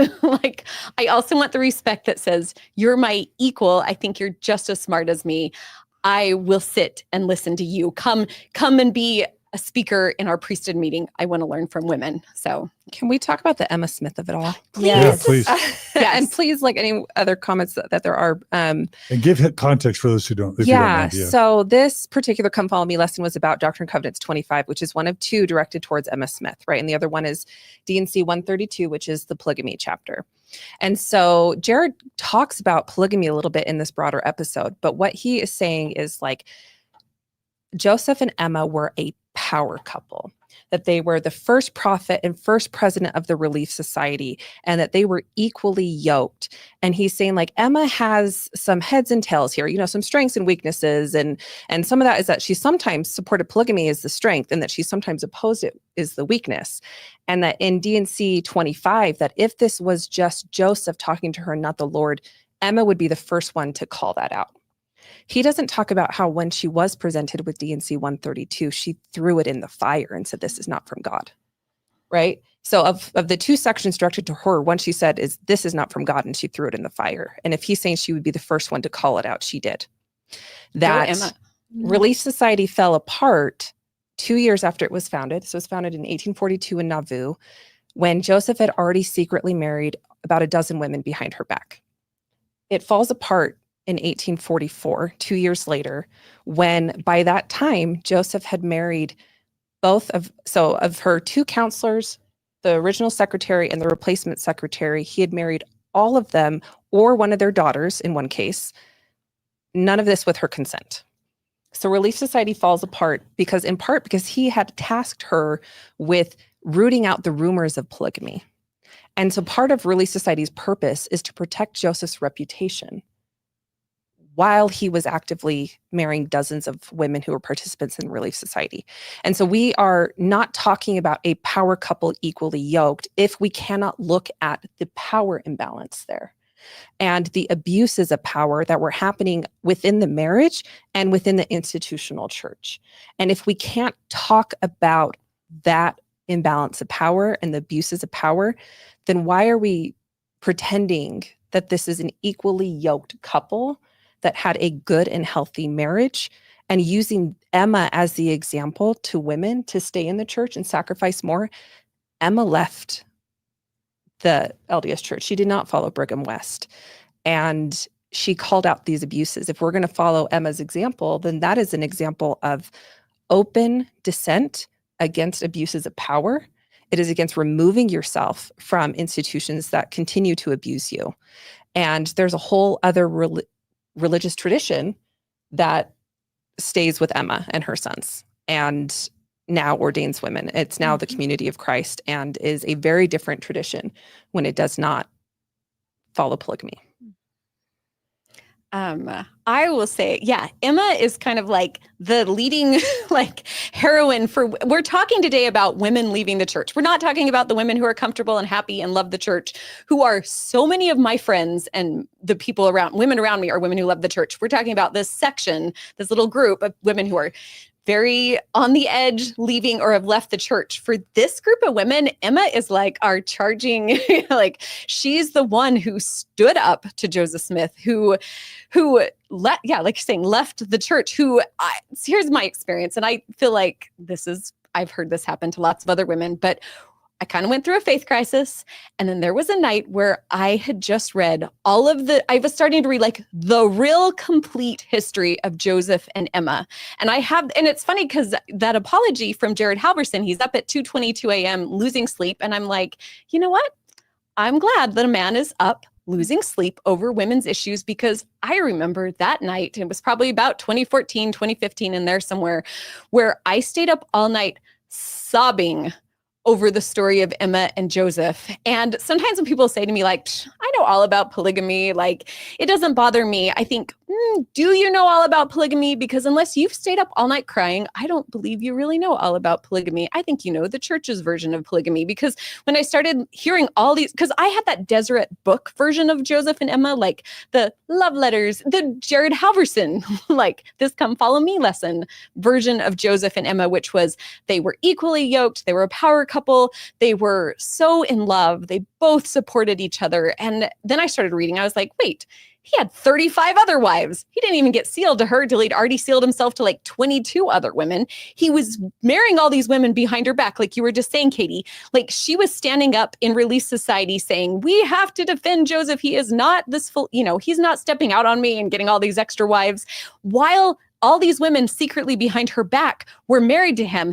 And I remember that's what gutted me, is because I started thinking, what if I was going around my neighborhood and all my friends in my Relief Society class, who I think were my best friends, all of these other women in my neighborhood and all these people that I think are my close friends that have my back, I'm humiliated to find out that not only is my husband marrying all of them, but they're all lying to me. They're all in on the thing. And I'm standing up like a big dumb idiot in front of everyone saying, oh, Joseph is not responsible for this. Anyways, that's what broke me. And then I started reading stories about a time that Joseph got violently ill, and they think maybe it was stomach ulcers in retrospect. But immediately when he got ill, Brigham and Joseph were like, Emma poisoned him. She's trying to murder him. And Emma was like, no, I swear I didn't poison him. I didn't do it. And I just realized wait, that's not the Deseret book version of Joseph and Emma that I'm familiar with. They think she was trying to murder him. She hated him so much.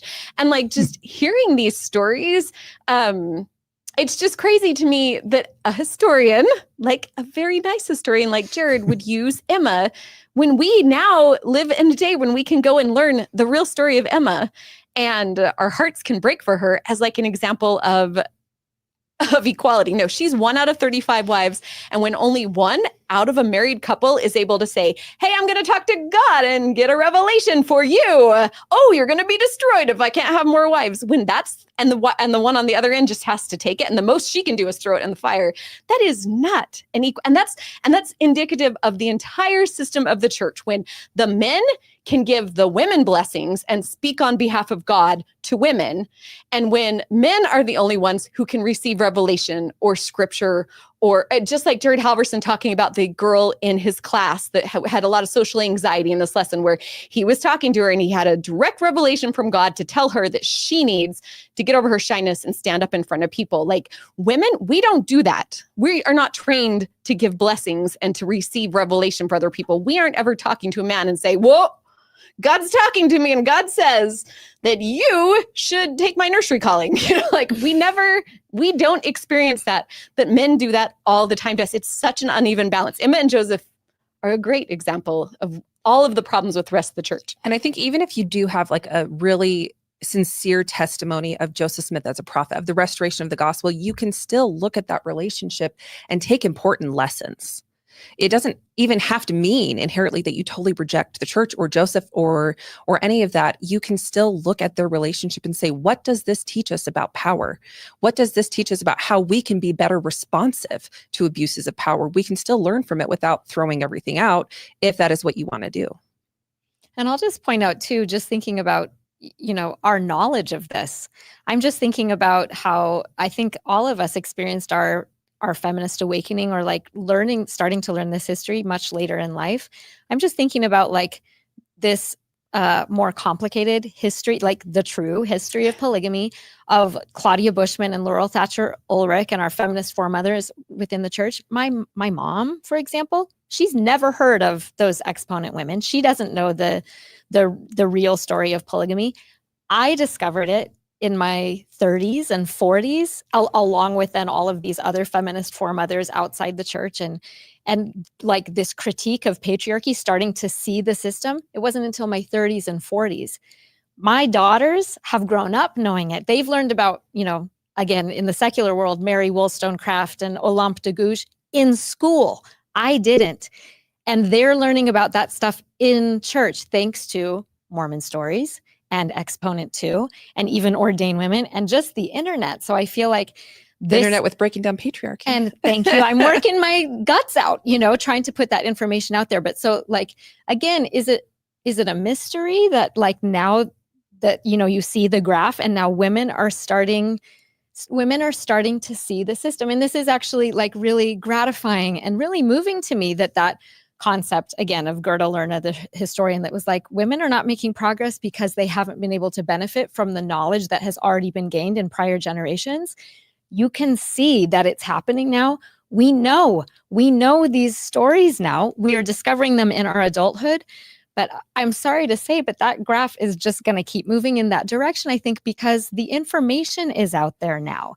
We have the critical thinking skills to question what we're being told when men are like, I received a revelation, or this is just the way it's always been. We know better now. And so, yeah, that's the way the momentum is just going to keep going. So they have to be able to reckon with that and like what the real issues are about why women are leaving. And that's one of them. And we have to be able to welcome people in when they have those feminist awakenings, right? And I know we've kind of touched on this already. Like you had said that like most of us discover these concepts in our adulthood, right? And it's okay if somebody has not been attuned to that, has read maybe Mormon Enigma and thinks they understand something about Emma, but has not looked at the power dynamic yet. And now are willing to. Thank you. Yeah. Like, thank you for being willing to challenge what you previously understood and incorporate new information that when you know better, you can do better. And that's all of us. We are all learning so much and we have to be willing to adapt. And I think that the concept of the unshakable is so interesting to me because I remember even being an active member and thinking, I don't want an unshakable faith, because when something huge happens, I want to be able to move and adjust and be changed by what I learn. And like, let it be, I have a growing faith, a growing spirituality, an adaptable thing as I learn more. I would like to quote Katie quoting someone else, but I forgot who you were quoting. So you can tell me. I think it was a founding mother of Exponent too. But you said something to me this summer. You said, or another woman said, our communication in the church used to be vertical. Do you know who I'm talking about? And it used to be the leaders would tell us stuff and then we would do it. But the internet has changed that, because now our communication has become horizontal for the first time ever. So a woman in Nebraska who keeps getting yeast infections can talk to a woman in New Mexico who's also getting yeast infections, and we can put together, For wearing garments. it's Wearing garments. Yes, I should. Yes, I should have gotten to that point a little sooner. But we can talk and be like, oh, this is not just a me problem. This is a problem that other women are experiencing. Like, oh, I didn't just have a bad bishop. This is a system where bishops do not understand the needs of women. And we can be like, oh, what worked in your stake? Well, I could try that in mine. And we're talking together on this level that never happened before. And unfortunately for the brethren, the internet is not going away at this point. And so this horizontal communication, we're never going back to that vertical. Do you remember who said that? Yeah, Katie? so that was Joanna Brooks, who Thank is you. one of the editors of the book Mormon Feminism. And that was a huge part of my Mormon feminist awakening, because I had seen so many pain points in my life. And that book gave me my own history. Like Amy was talking about, that when we're cut off from our history, we just keep reinventing the wheel. And I'm there alone thinking, I'm the only one who has gone through the temple and left sobbing because of how painful it was to hear this patriarchal language. Like 20 years old, getting married 3 days later, that was my moment of being totally shaken up by the church and being like, oh, they think I am covenanting to my husband, that my husband becomes my Lord and God. And I didn't gain the language of salvific coverture later until Brooke Lefevre wrote an article that I read and helped me understand this system that was being taught in the temple without it ever being named, right? And so that's the moment I have. And it's that book by Joanna Brooks and Rachel Hunt Steenbuck and Hannah Wheelwright that gave me my history within Mormon feminism. We have this horizontal communication. We are teaching each other, and it's not going back to where we can just shut down dissent or even just experience, if not dissent. I'm loving this conversation. Thank you all so much for everything you're sharing so far. Let me just share a few comments from our viewers and listeners. First of all, let me just say, if you're enjoying this presentation and you want to see YouTube share it all throughout the world with the algorithm, please take a second to like this episode, either on Facebook or on YouTube. Feel free to subscribe to the channel, comment in the comments, share the link, all of those things YouTube calls engagement, and engagement motivates YouTube to then push this video out throughout the world. So thanks for everyone who's joining us. Y'all be happy to know we have 1,100 people joining us on the live stream, which is a very strong number for a live stream. So awesome. I love it that people are caring about this issue. Thank you so much. I'll just share a couple things.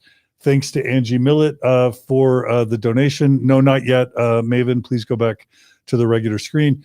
Thanks to Angie Millett for her donation. Someone called Sumner Brent writes, I've known Abby since Girl Scouts. She's always had that rare spark to lift others. This channel and convo are so meaningful. Thank you, Abby, for being a light in our community. Thanks. So, I know who that is. Thanks. Girl Scout leader for over a decade, doing decade. incredible work. Giant Girl Scout troop. Goes on without me. I just retired, but buy some Girl Scout cookies. That's why I'm in my Girl Scout uniform in the picture. My grandma's Girl Scout uniform from the 30s. So. And also just, Christina Cruz, thanks for your super chat, as well as Jesse Rich. We really appreciate it when y'all are able to that's my support brother-in-law. us financially. Oh, yeah? Yeah. Oh, Rich. Yeah. There we go. Thanks, Jesse Thanks, Rich. Jesse. And then really quickly, now maybe you could change to the comments. I want to read Katie's tiny bit spicy comment. It's just too good not to share. Katie wrote in response to Jared's original video, "This is so cute. You think preaching to women about not holding up the entire sky so that more men can stand at pulpits above them, preaching at them is a winning strategy. I'd love to hear how much of your research has included reading books and listening, quote, with your masculine ears, close quote, to podcasts by, from, and for women to hear and understand the actual concerns of women leaving religion.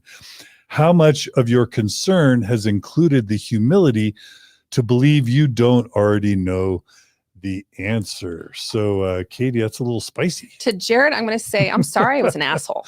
Because like, I'm just like popping off there. When I heard like the with your feminine ears, I think like just steam was coming out of my feminine ears. And I think that's one of the problems with algorithms and with the internet is that we can have these moments where we forget that we're talking to real people here. Yeah. And that was definitely a moment I had where I have experienced heat on the internet where I'm like, oh, don't you realize like I'm a real person? And so that was the grace that he has shown, even with assholes like me popping off like that. Like, thank you, Jared, for being willing to be kind when not all of us were. I mean, I think that's gracious of you. I think it's gracious of Jared, but also, I don't know, a marginalized, traumatized group, do they need to also carry the burden of caring for men's feelings at a moment like this? Like, it's gracious, it's probably constructive, and also we should just know that women should be able to just be angry and not have to caretake men's feelings, maybe. Okay, so to an extent, right?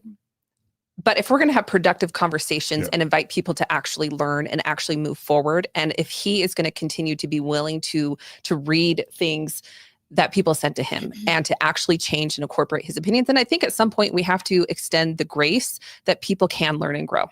Absolutely. Do Mormon women need to, in general, just protect and hold the feelings of Mormon men who get their feelings hurt if women don't like something they do or say? No. But especially when they show a willingness to listen, I'm like, okay, let's give some grace and I think cool our jets. Mm-hmm. And not just keep like throwing flame, but be like, okay, now let's have a conversation. Yeah. I think all of us, Exponent 2 and Breaking Down Patriarchy, our platforms, we want men to come and engage and listen. And we promise we will not bite your head off if you make a mistake. We will, if you come in as an asshole yourself, we might have Katie be spicy on you for a moment. We might block you. but if you come in genuinely wanting to learn and engage, we want Mormon men and post-Mormon men to come in and deconstruct the patriarchy and see us as real human beings who want to have relationships with the men in our lives, who love the men in our lives, hate patriarchy, love men. It's a totally different things. Beautiful. All right. Well, if you haven't enjoyed already what we've talked about enough, we have even more. We're so excited to now have joining us on the podcast Dr. Jana Reese. So I'll bring Jana on. Hey, Jana. Hey, how are you? Good. Thanks so much for joining us. Thank you for having me. It was a pleasure to listen to part of the conversation. I've caught the last 20 minutes or so. Yeah, well, it's an honor to have you. This is not your first time on Mormon Stories podcast, but every time is a real honor and a thrill for me. Jana, would you tell us really quickly just a little bit about yourself and kind of what you do, and especially since today's episode is around why women are leaving the Mormon Church, how your research kind of ties to that. And then maybe we'll show a little bit of data. We love data. So I'm Jana Reese, and I'm the author of the book, The Next Mormons, which came out a few years ago from Oxford University Press. That book was looking at generational change within Latter-day Saint, the fold in the United States, and basically arguing that millennials were a little bit of a different breed than two generations ago. And with my research partner, Benjamin Knoll, who is a political scientist, I am co-authoring another book, which is primarily looking at people who either leave the church or who have experienced a faith transition but decide to stay in a sort of liminal space. And that book is due in August to Oxford. So lots of work right now. Excellent. Okay. Well, you've prepared some slides for us to kind of answer this question based on the data you understand, the research you've done and absorbed. You can kind of help us start to understand why Mormon women are leaving. So should we jump into the data? Yeah, go to the one of LDS retention rates over time. Okay, so Start with here's that a one. slide. Here's some data. Can you see it? Yeah. Okay. Wonderful. Okay, so just to give a big picture, it's not just women who are leaving religion and in general, and Mormonism in particular. This is looking at the retention rates that the Pew Religious Landscape Studies have shown over time. So 2007, Mormons had a 70% retention rate. Essentially, that means that if you grew up in the faith, are you still a member? Do you still use that as your self-identification on a survey? Doesn't necessarily mean that you're active, but that you claim the identity. And so in 2014, when Pew repeated the study, that was 64%. And then the most recent one that was just released this year is our retention rate is 54%. And Well, half of the people raised Mormon now identify as Mormon. Did I get that right, or baptized? No, that's correct. Half of the people, 54% of the people who say that they were brought up as Latter-day Saints still claim the identity as adults. That's kind of alarming, right? That's Maybe. It depends on your perspective. You know, if you are looking at this and you are sitting in the church office building, yeah, I'm sure that there is great reason for concern there, particularly because so many of the cultural indicators in the United States more broadly are really not indicative of this turning around anytime soon. And when we think about what's going on in the bigger picture, Mormons kind of came late to the disaffiliation party, but at this point, the party is well underway. All right. Well, let's keep going. So can I next ask slide. a question to Jana? Oh, yeah. Katie has a question. Absolutely.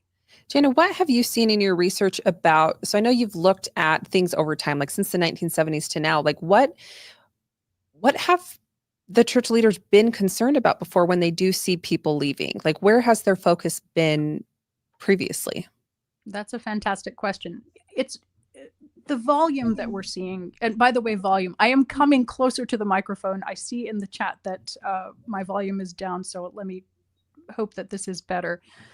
But the volume of people leaving now is higher than it was in the past. And so that's a concern.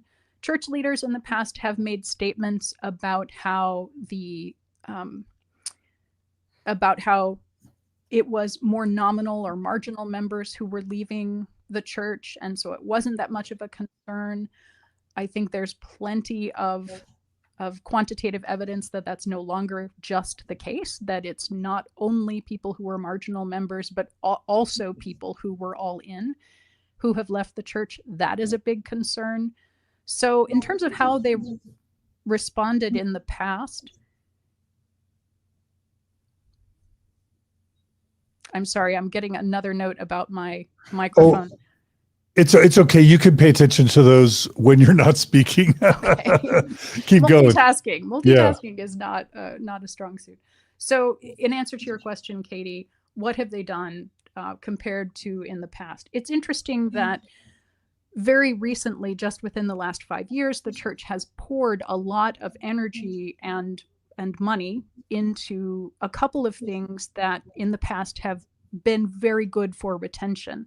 One of which is the church educational system. So people who do attend seminary and do attend institute have had higher retention rates in the past. So I think drawing upon that research, the church is reinvesting in those programs in a pretty big way. So there's that. And also all of the emphasis on temples, all of the emphasis on going to the temple, getting married in the temple, having a current temple recommend. All of those are things that in the past have proven pretty good for retention. Thank you. All right. Should we jump back to the data? Here's the next slide. It's entitled "Women Have Indeed Erased the Gender Gap in Religious Identification." Go ahead, Jenna. Oh, one moment. Okay. Can you hear me now? Yeah, that's better. I think Okay, that's good. better. I unplugged the microphone. Honestly, I wonder if those are just more trouble than they're worth. Okay, Yeah, you sound great to me. good. I'm sorry that it was not as clear before. No worries. So let's look at the slide. Women have erased the gender gap in religious identification. Okay, great. Thank you. So this is a very recent study that was put out by Paul Jupe and Brooklyn Walker just a few weeks ago. This is very new. And just to give you a little bit of context, that orange dotted line, that's men across the generations, and the black solid line is women across the generations, where younger women, younger people are on the left side, and the elderly are on the right side. What we see here is a really big gap between younger women and older women. We have nearly 30% of younger women now claim that they are nuns, as Jared Halverson said, NONES. And we can see that older women are quite religious, and that the percentage of nuns among older women was in the single digits. For men, it's more of a straight line, which is kind of interesting. So men were the early adopters in terms of leaving religion. For a long time, it was a truth universally acknowledged that women were more religious than men, and men were more likely to leave religion, which is why you see that they're even above 20% among the oldest generations. And so they have grown a little bit.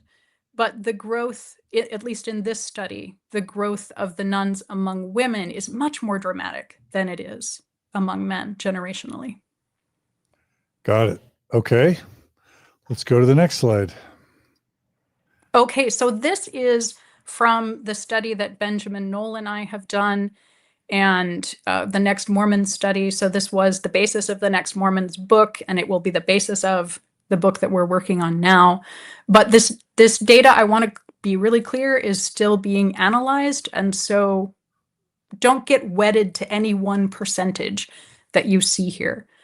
So Ben is a political scientist, and I think we are the first people to ever take political science survey questions and apply them to American religion. I don't know if anyone in the listening audience has heard of doing this, let me know. But in poli-sci, essentially, you want to ask people, do they feel like they can make a difference in their local government? Do they feel like they can make a difference to their national government? Can they make a difference in writing to their congressional representative? And would they want to run for office? Do they feel empowered to run for office? So those are kind of questions that people have been asking in political science surveys for a long time. We wanted to find out how much efficacy, which is the word, do you feel like you can make a difference, have an effect? How much efficacy people felt in the Church of Jesus Christ of Latter-day Saints here in this country. And as you can see, it's actually pretty low. It's a little bit surprising how low it is for both women and men. The people like me have some say questions at the general level. So the institutional Church of Jesus Christ of Latter-day Saints, only 19% of women strongly agreed that they had some say in how things were done, but only 24% of men strongly agreed. It's some say. I know, right? It's not like I could change the course of LDS history. It's rather I could have some say. And it's a little bit higher at the local level, but not as high as we were expecting it to be.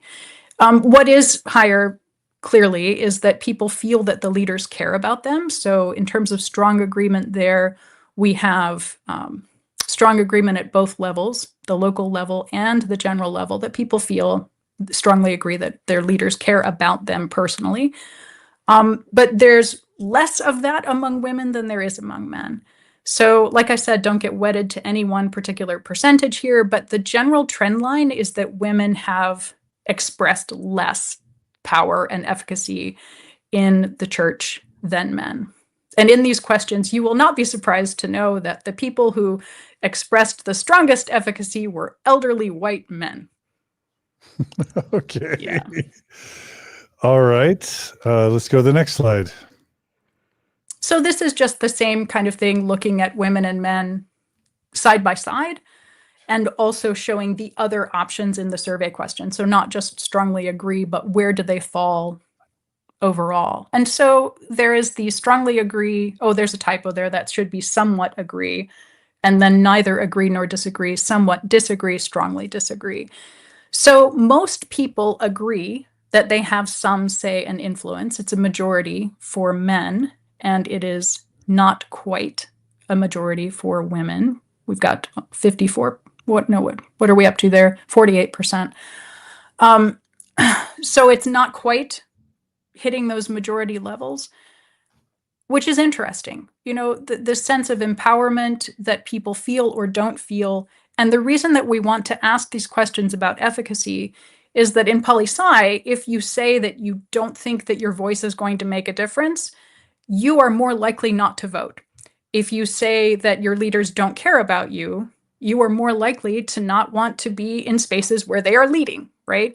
And that just makes good sense. And so in religion, is it the case, and I think there's a case to be made for this, that if people just don't feel like they are being heard, which we saw in comment after comment of women's responses to what happened last week, if women feel like they're not being heard, are they just more likely to leave? And I think that the answer is yes.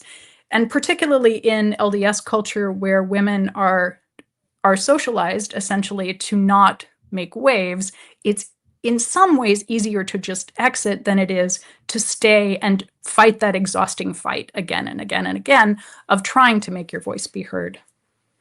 Okay.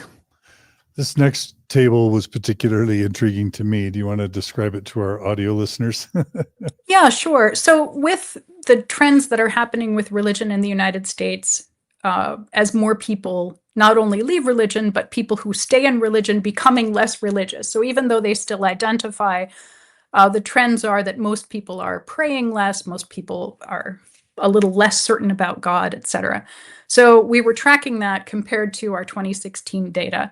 And actually the change for all members together is not dramatic at all. Usually it's just a few points. There isn't any case in any of these theological questions of growth, like more people believing that the LDS First Presidency members are prophets and apostles today, or that the sealing ordinances are the only way for families to be eternal. So those were a couple of the questions. Or Jesus Christ was literally resurrected. There's no growth in those categories, but there's very little loss, really. We're looking at 2 points, 3 points, 5 points loss, and sometimes 0 loss, that it was exactly the same. So mostly the story is one of continuity between the 2016 data and the more recent data. But let's look at the next slide. It's not evenly distributed at all between women and men. And this to me was the biggest surprise of the most recent data. So the average change in theological certainty among women was a drop of 11 points. And among men, just the certainty question was a gain of 3 points, which, you know, like I said, it's been a truth universally acknowledged that women are more religious than men. Ben and I co-wrote an entire article about this for the Mormon Handbook of Religion and Gender or something like that. And there's a whole section in the Next Mormons that says Mormon women are 9 points more religious than men.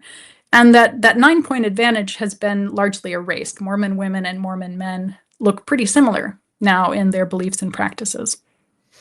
And just for those who are listening only and aren't able to see these charts, just to kind of make the explanation real, for Jana's and Ben's most current data, if I'm reading it right, 49% of all current members who are, you know, currently identifying as members endorse the statement that the LDS Church is the only. Oh, go ahead. No. So this is a scale, right? This particular table is only showing the strongest agreement on the scale. So that you are absolutely certain, for example, that God exists, that you are absolutely certain that Jesus Christ was resurrected from the dead. This is measuring certainty. If we were to combine the first two options of both belief and certainty, that would be more what you're talking about. Okay. So let me see if I can get it right. 49% of your respondents are absolutely certain that the LDS Church is the only true faith Right. leading to exaltation. 51% are absolutely certain that LDS sealing ordinances are ultimately the only way for families to be eternal. 56% are absolutely certain that God is an exalted person of flesh and bone. 57% are absolutely certain that Joseph Smith was a prophet. 54% are absolutely certain that the Book of Mormon is a literal historical account. But it does mean that 46% are not certain that the Book of Mormon was a literal historical account. Correct? That's what it means. And 43% are not certain that Joseph Smith was a prophet. And do you think it's safe to say that most or all of these respondents are actively attending members, Jana? So that particular data does come from the current LDS sample. So we had more than 1,100 people in that sample. And in terms of activity level, most of them say they are active in the church. It was a little bit of a drop from our 2016 data of the percentage who said that they were very active in the church, but not much. Okay. All right. Let's go ahead and go to the last table, if that's okay. And then I want to hear a few personal thoughts from you as well, Jana, if you care to share. Oh, actually, this has the very or somewhat active thing compared by gender, and it would be good to look at that, I think. In our 2016 data, 85% of women in the current LDS sample describe themselves as being either very or somewhat active in the church. And that has had a 10-point drop, so 75%. For men, they've gone from 87% to 85%, and only a 2-point drop, which I think is instructive here. So when we're thinking about people who may stay indefinitely in that more liminal space, or who may already have one foot out the door, these are some of the indicators that you want to look at. Are they considering themselves very or somewhat active in the church? Do they hold a current temple recommend? Have they attended in the last 30 days? And for women, all of those are down. Yeah, and if I'm comparing men to women, women are paying a full tithe at less of a rate than men. Women are less active than men, and less women hold a current temple recommend than men. And all of that's kind of surprising to me. It was very surprising to us as well. And I think now that we have from multiple data sources information about what is happening with women and religion in America more generally, it makes more sense. But in the isolated context of just looking at this data when it first started coming in, there were some head-scratching moments like, really, that was one of the things that we were counting on, was that women would again be more religious than men. And so just to summarize, Jana, really quickly, we were so grateful you're able to share these data with us. If you had to summarize any perceptions you're able to glean on why Mormon women have really started leaving and or disbelieving in the Mormon church as of the past 5 to 10 years, what would be some of the summary causes or reasons or explanations you might have? There are multiple explanations. I do have some ideas on this score of things primarily that have not only come through the data, but also have come through the 100 qualitative interviews that I have conducted over the last 5 years. And, it's very important to listen to what women say, and men as well. I've interviewed equal numbers, roughly, of men and women. And their reasons for leaving the church are often different. And that's important to attend to as well. For women, I would say that gender is very important as a reason, the sense of not feeling listened to. I've talked with a number of women for whom this was always an issue. And it was an issue that many times they were able to put on the shelf for a long time until something happened, whether that was going to the temple for the first time and having a really difficult experience as a woman. The temple, I think, experience has improved in the last few years for women, but too late for those interviewees to not having leadership opportunities, not being given the same budget in young women's that the young men had. I mean, there's so many, it's hard to choose, like so many things that are unequal right from the beginning. And as one of the comments that I think this was from Julie Hanks, this, she said, is the only space in which my gender is precluding my activity, right? In which that becomes something that defines everything that she is or isn't able to do in the space. That's, the number one criterion for many of these callings in the church. And when women are now living in a situation, and certainly for younger women who have always grown up in that situation, where this is the only space in which the sexism is so very blatant, right? It's a lot easier to simply say, this is not for me. This is not worth my being here. So gender is very important. Politics is something we haven't discussed. That's very important also. And thinking about younger women, a book I would recommend is Melissa Deckman's book, Generation Z Politics. She does talk about the Trump effect and how young women have been affected by that. I think in a patriarchal religion where you are taught as a woman that you will be protected and that protecting women is extremely important as a value. And then having grown up in that environment, you start to see that the people who taught you those values are voting for someone who boasted of sexually assaulting women. That doesn't compute. It doesn't compute. So if the bargain that women make in patriarchy is that they will exchange ability to lead or ability to have a voice for being protected, everything falls apart when they're no longer protected, right? So that's one of the things that's going on. Certainly the internet is one of those things that it's impossible to quantify the degree to which that contributes to people leaving religion, but it cannot be stated forcefully enough that the internet is hugely important, not just in exposing people to information that they didn't necessarily have, but giving them access to community if they should decide to leave the church, knowing that that community is there to receive them afterwards is also very important. I mean, I could go on and on. We could talk about this all day, but those are some thoughts. Well, Jana, I know it's important as an academic to kind of have your academic hat on intentionally versus your personal hat on, but I also know that you are a member of the church, and up until at least last I heard, you still were attending. I want to give you at least a chance to share any reactions you might want to share about Jared Halverson's original video or his apology, or just anything you would want to add as someone who also wears the hat of a baptized member of the church. Well, yeah, sure. I was not expecting that question, but I'm happy to answer it. I am an active member of the church. Whenever I'm in town, I'm there on a Sunday. And yeah, this was hard to hear.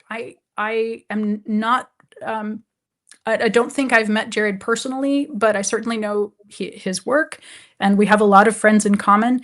And I think in some ways that makes it harder when you hear someone whose voice you respect and someone that you know is friends with your friends, right? When you hear coming out of that person's mouth things that are really tough. I mean, Katie mentioned that her feminine ears were steaming. I think my feminine ears were also a little bit steamy that day as well.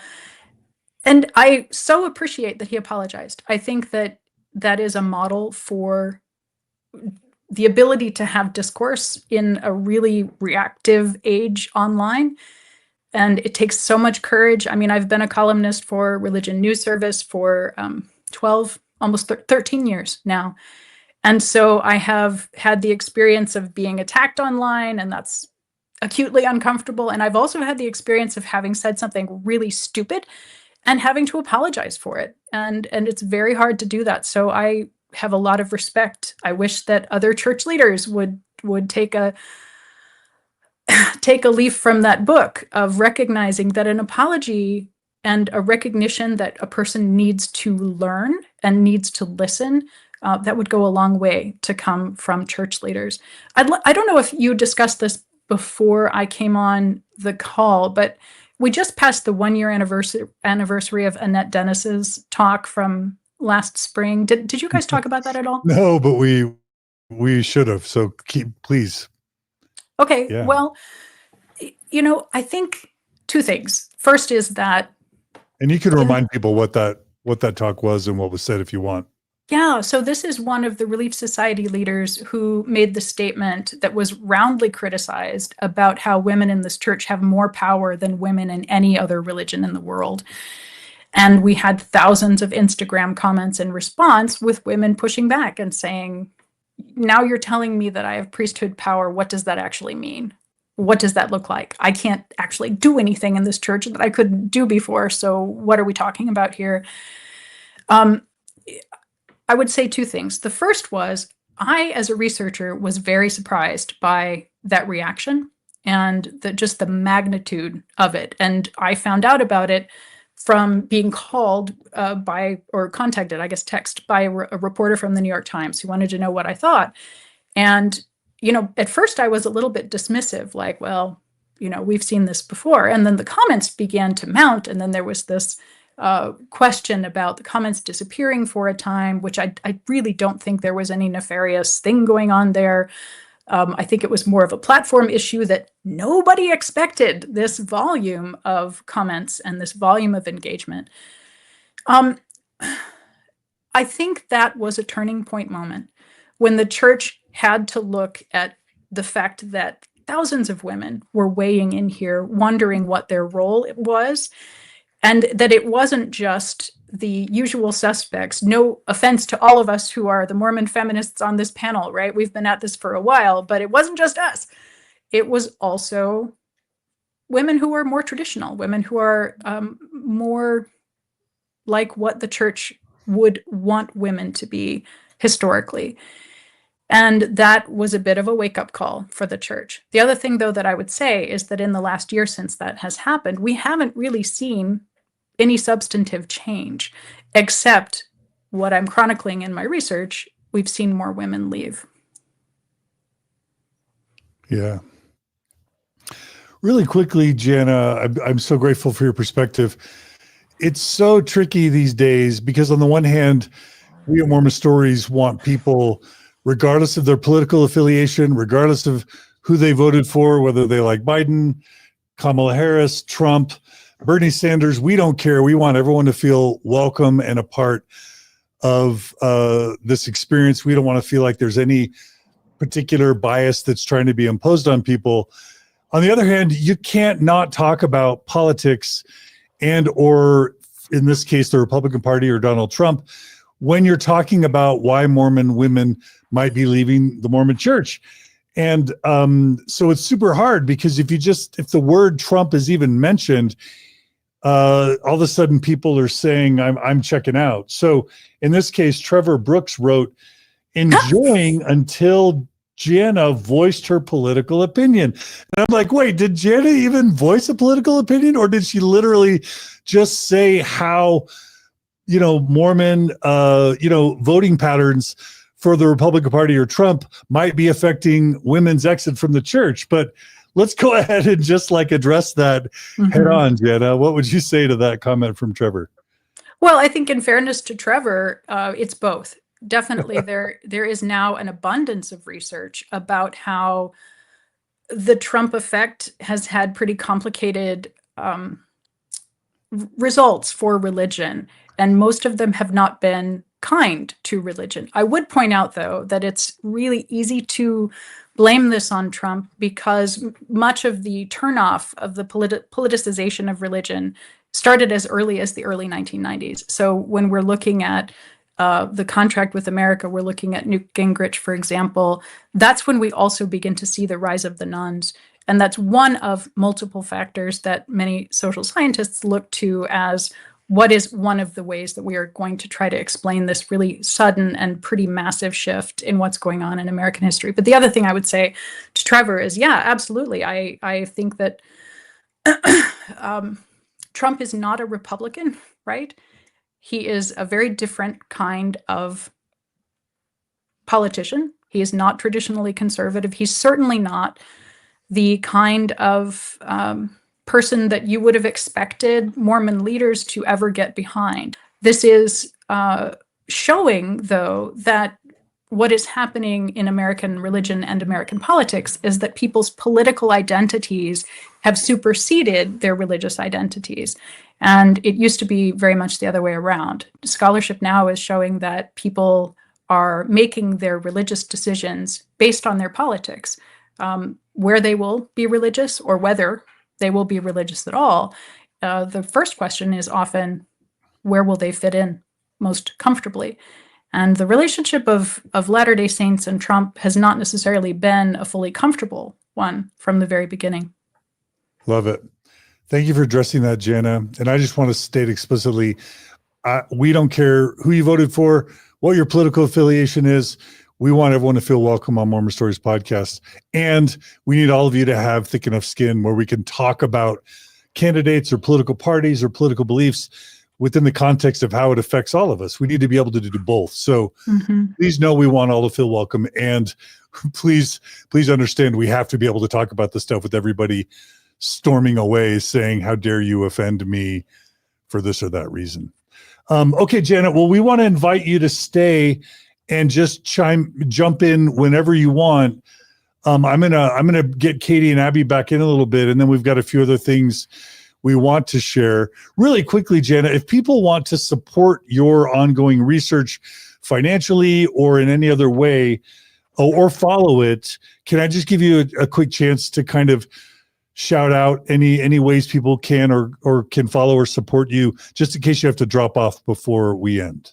Oh, that's very nice. I don't have a book yet for you to go out and buy, but when the book is published, certainly that would be much appreciated to help spread the word about the research. I think it's important not only to try to understand people who have left, because there are, as you know, so many different narratives that the church has told about why people leave.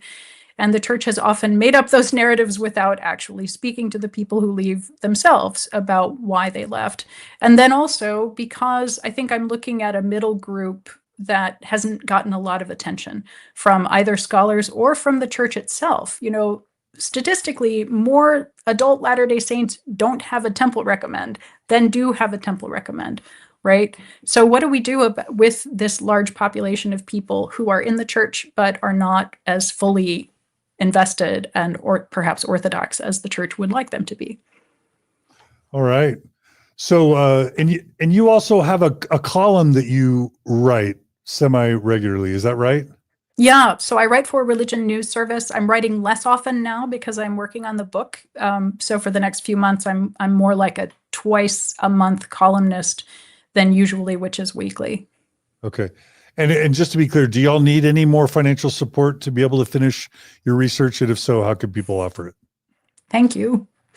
We were very fortunate, and people were incredibly kind when we raised money on Kickstarter in order to fund the survey. We raised more than $40,000 in just a few days, which was great, but that has closed, and I'm donating my time to this project. I don't get paid for it. I think we have enough for our expenses for the next few months, but boy, it's nice to know that if that changes, that we could maybe come back to this. Data is very expensive. Good data is very expensive to obtain, and hiring graduate students, you know, all of those things, it has taken quite a lot of money. Okay.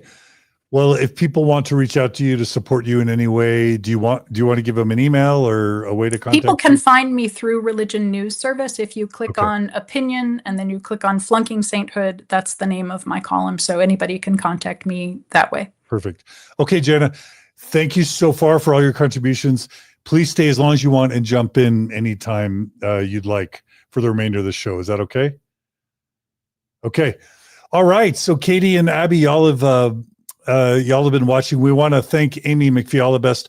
Amy had to bolt. She told us ahead of time she had a hard stop. So check out Breaking Down Patriarchy.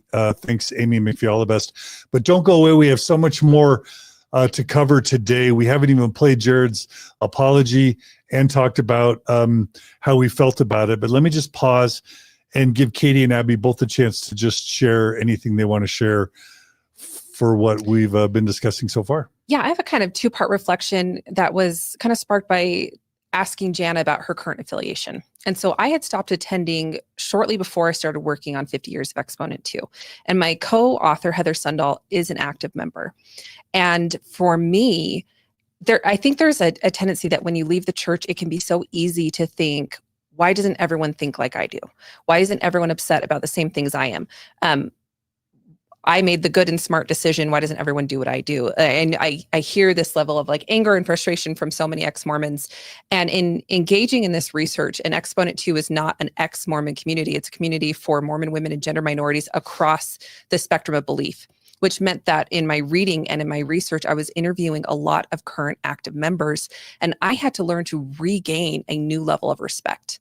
Like I have met Jana at a number of occasions, and she is someone who I deeply respect, and I value her as a person and her research and her thoughts. And I cannot say she is making the wrong choice for staying active in the church, and kind of regaining that respect, which leads me to a concern I have with the clip that Jared Halverson had shared in his podcast, in this approach where with the Come Follow Me podcast, your most likely audience is active church members. And so when you talk about women leaving the church as following the world, and how in order to stay, they need to, seek for a better world in the next life and give up the things of this world, and in a suggestion that they're being worldly and aren't having the right perspective, it does not respect that people who leave may make a good choice for themselves and may have thought and considered very seriously and meaningfully in all of the factors and chosen a good spiritual path for themselves.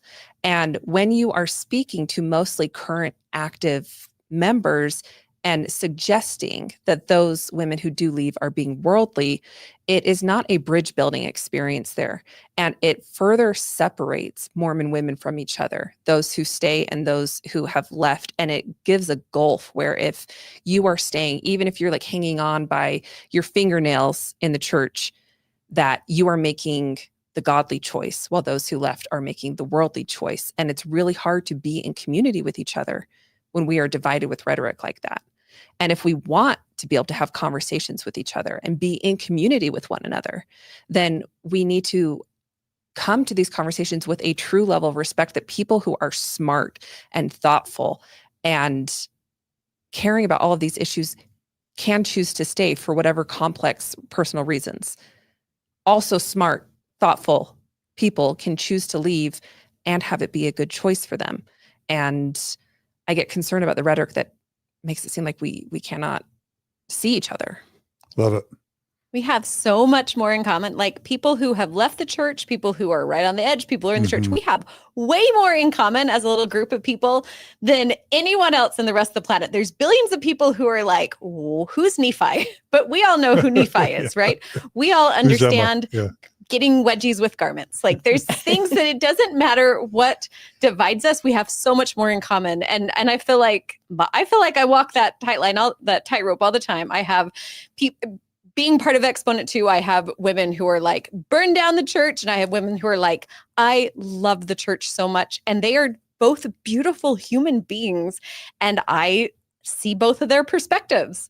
So yeah, I wish we could all just come together. Like we all have so much more in common than we have separate. Respect, yeah. With respect. Yeah, I think conversations like this are very helpful. Abby, did you have a thought or two that you were sitting on as you were watching Jana speak? Yeah. You know what? My only thought I was sitting on that I really want to say is, Jana, I think you're really cool and I love reading your column. So that's all I'll say to Jana stuff. I think she's phenomenal. Oh, okay. Well, thank you both. That was lovely to hear from both of you. Thank you. Just to throw this in there, one of the things that does bother me as a researcher is when I hear Orthodox members of the church continue with these narratives about why people leave. And I wish that I could just express to them how much agonizing often goes into that decision. And the longer that someone was in the religion and the more invested someone was, the harder it is to leave, the harder that extrication process is. I mean, there's so much pain, and we are supposed to mourn with those who mourn. One of the things that has been very interesting to me is we have a whole series of questions in the survey about family members and whether they're still in the church, and if not, how that has affected family relationships. And the upshot of it is that only 17% of our current members said they didn't have any family members who'd left the church. So this is a huge phenomenon, and we're going to have to learn to speak about it better than we are without assigning blame. And as far as what Jared Halverson said in particular, I did think it was very interesting what Kata was pointing out about looking at women as somehow being worldly for making this choice. The argument could be made just as heavily on the other side that women were thinking, in fact, of their divine worth. Powerful. Can I share what Amy, who had to leave early, texted us? Yes, a little. please. Is it okay if I share kind of this? Please. She just talking about like women leaving for, Jared kind of implying it like for worldly reasons. Like he kind of frames it as like, you need to sacrifice the things of the world. So it makes it sound like women are leaving, get all this money and fame when they leave the church. She said she wants to ask the question to Jared, like, does he realize that he's actually asking women to give up their voice, their vote in their community, their opportunity for not sex. So you still get to have sex. You just have to get married. Your opportunity for self-actualization, healthy relationship with their body, and an opportunity for leadership. Like those are the worldly things that, that he's actually saying that we're so wrong to go out and get. So I thought that was interesting. So I was going to throw that in from Amy. I know you referenced earlier that Britt, Hartley, and Julie Hanks conversation with, I think, Bill Reel and Radio Free Mormon, right? That aired on Friday. And I thought Brittany made such a beautiful case for how many women are seeking a rich spiritual life and seeking a spiritual home that feeds them. And so when they're leaving institutional religion, they are not necessarily leaving spirituality. And what can we look at? Like, why are women not being spiritually fed? And is there something that we can do to make this a spiritual home again? I love it. Well, let's go ahead really quickly. There are a couple comments I'll just read because we're super grateful for the super chats. Unexcited says female panelist appreciation fund. So it's a little bit of a UK donation to our panel. Brandy Hepler writes, I agree that we need the ones in power in order to have them assist in change. So thank you, Brandy, for your support. Blonde Misery writes, I was raised in the LDS Church. I always felt that children of divorced parents, especially girls, were seriously looked down upon. However, males were looked at as faithful regardless. I'm sorry you had that experience, and thank you for sharing that, Blonde Misery. Victoria Perry writes, the 2016 election was the final straw for my Christianity. I'm a survivor of sexual abuse, and I could no longer sit in the pews with people who did not care about me. And that is what their vote said. And that's, of course, Victoria Perry's opinion and experience. And we're grateful you shared that, Victoria. And then I'll finally add Ruth Heath. In terms of addressing politics on Mormon Stories, Ruth writes, not commenting on the current political climate in America and religion would be ignoring the elephant in the room. And I think we agree as well, again, not to be taking any sides about how people should or shouldn't vote. And again, thanks, Ruth Heath, for the financial support. Okay, really quickly, please like this episode. Please subscribe to this channel on YouTube. Please comment. Please share. All of that engagement will help it be spread far and wide. Did you have a quick thing you wanted to say? With that context of that political situation of how 2016 may have impacted people staying in the church, I would add the November 2015 policy of exclusion that came out that was initially leaked online, the policy by the church that prevented the children of couples where one was living within a homosexual relationship or marriage from being baptized. And it also defined gay marriage as apostasy. And so that policy in November 2015, I think, was a watershed moment as well for especially millennials and younger, but really it wasn't just the progressive Mormons who spoke out against that and were horrified by that, because so many active members have either they themselves are queer or they have queer family members. And so many of them want the church to be a place where all of their family can feel welcome. And it was so hurtful to be divided like that by the church, by a new policy that was an unforced error by the church. And I think that's a huge part of the context of what's happened in the last decade. Love it. And I'm seeing Jana nod in the background as this is being said. Okay. Well, since we have it queued, we're really grateful for Bill Reel and RFM and Julie Hanks and Britt Hartley for jumping on this story on Friday or Saturday or Sunday, whenever they did, because it really did not only lead to an important moment where someone who's viewed as a representative of the church actually apologizes and says, I'm going to try and listen and do better. Because we all know the Mormon church is on record of saying we neither seek nor offer apologies. That's number 2 in command, Dallin H. Oaks, who's in the first counselor in the first presidency, most senior apostle after Russell M. Nelson, the prophet. So that seemed like it was a healing moment, and it came about in part because of this episode. So we thought we would just play a brief clip, if that's okay. So let's go ahead and roll that clip. On the self-sacrifice, Britt, I think that message we hear from men a lot, and maybe men need to hear it, but women don't need to hear it. Part of what I do in my therapy practice is try to undo that self-sacrifice message. Because that's what women default to.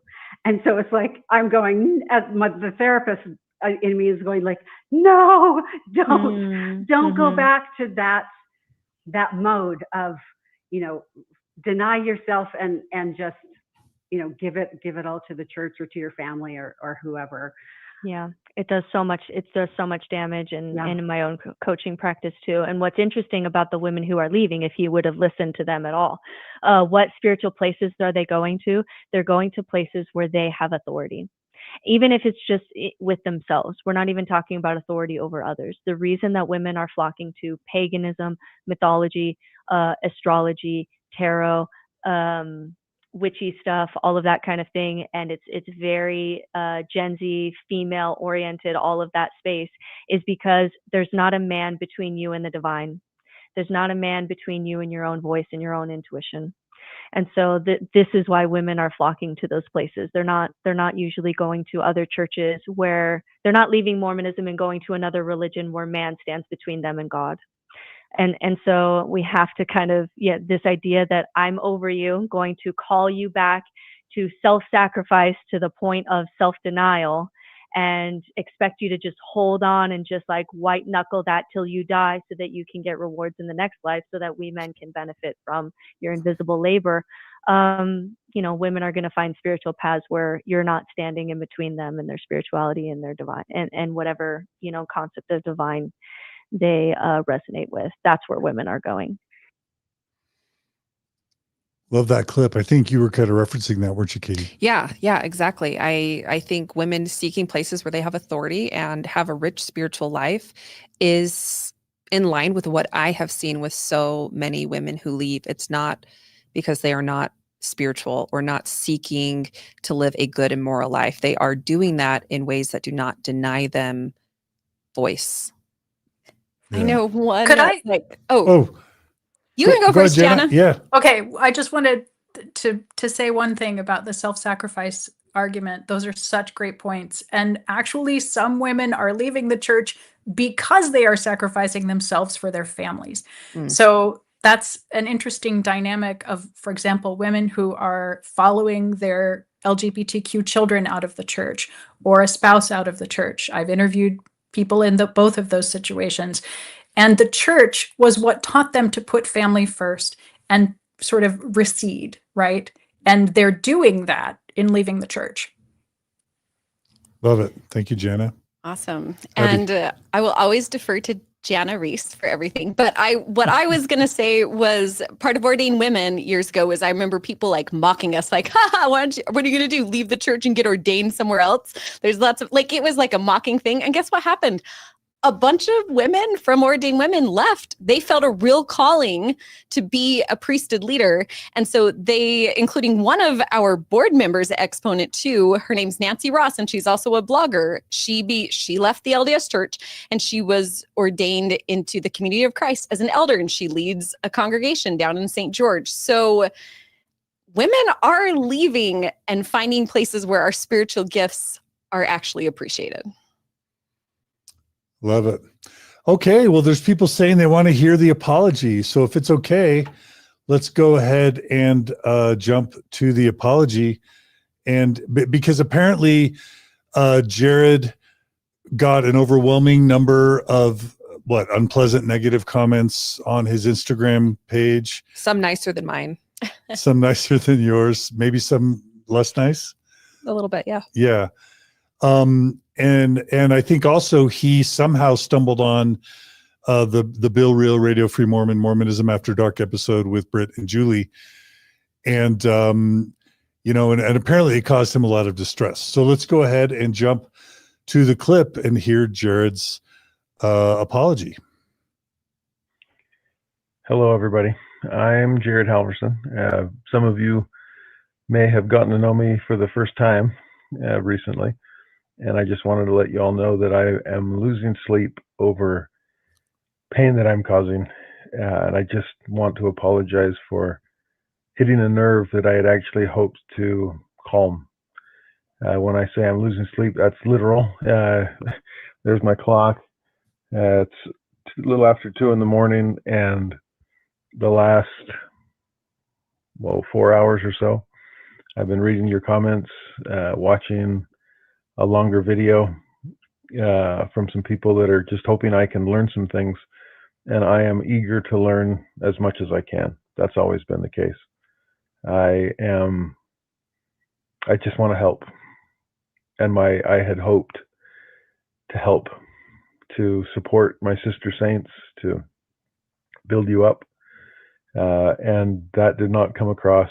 I so wish that there weren't a connection between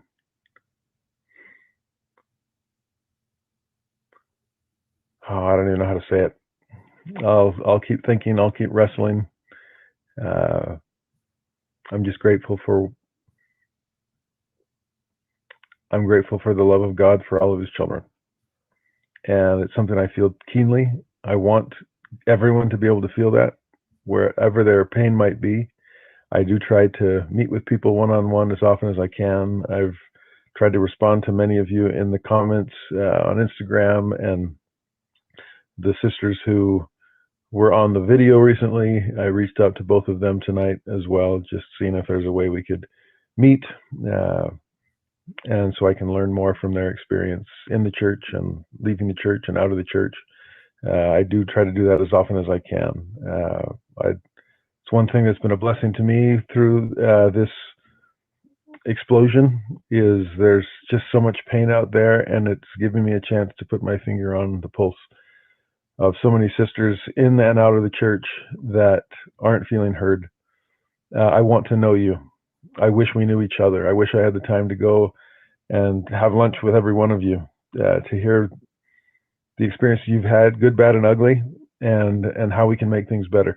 I've always loved something that Bill Gates once said from a business perspective, that your best source of information are your unhappy customers.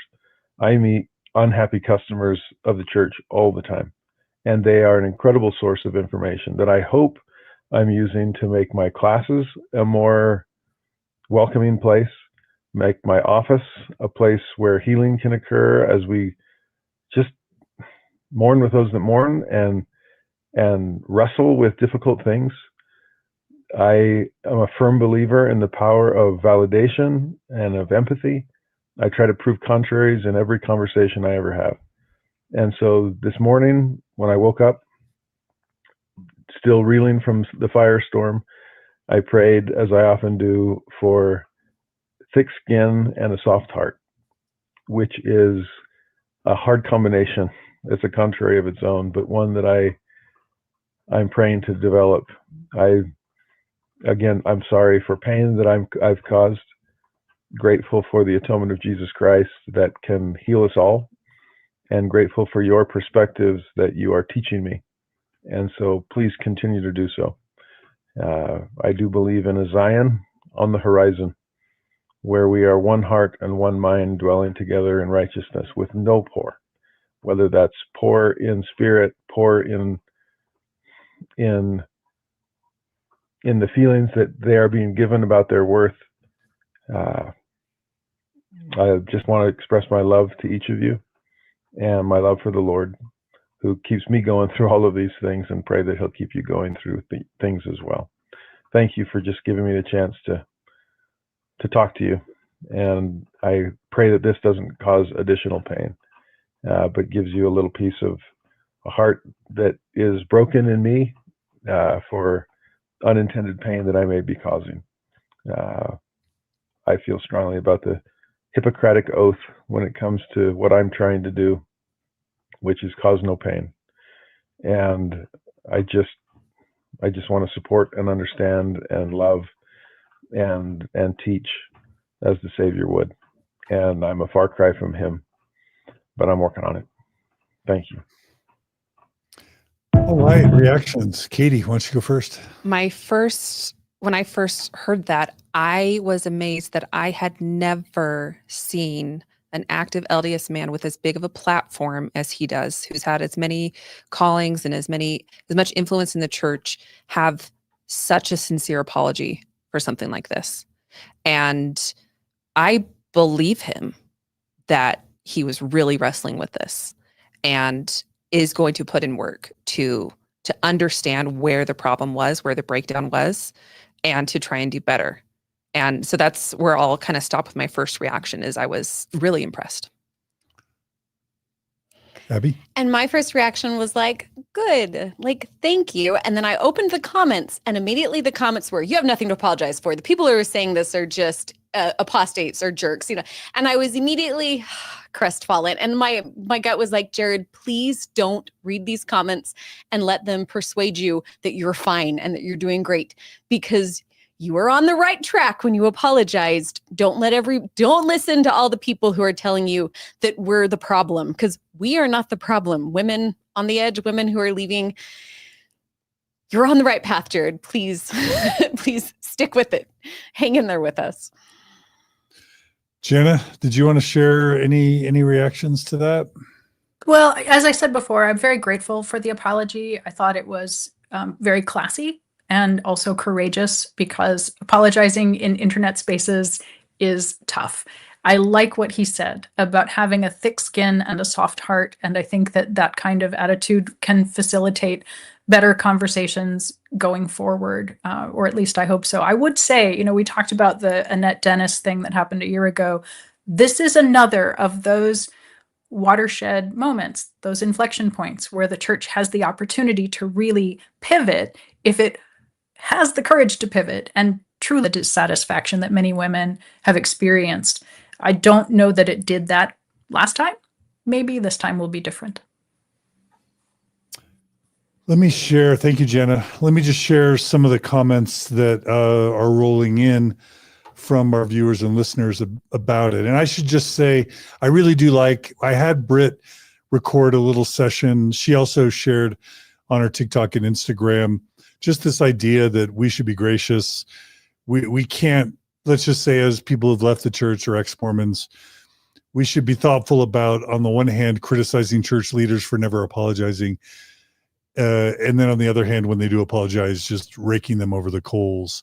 So, one core move is to be gracious when someone who's a faithful person in a position of leadership or responsibility actually does apologize. The first move needs to be gracious acceptance and acknowledgement of that, I think. So I'll just reflect Britt there. And I know Amy felt the same way. But having said that, I will just reflect some of the comments that people are making right now.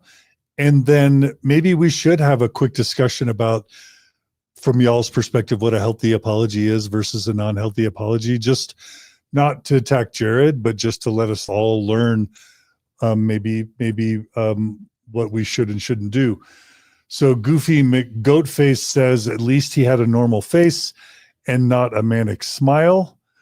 Songs of our own says he wants to cause no pain, but as a man in the high levels of the church, he benefits from the mistreatment of women.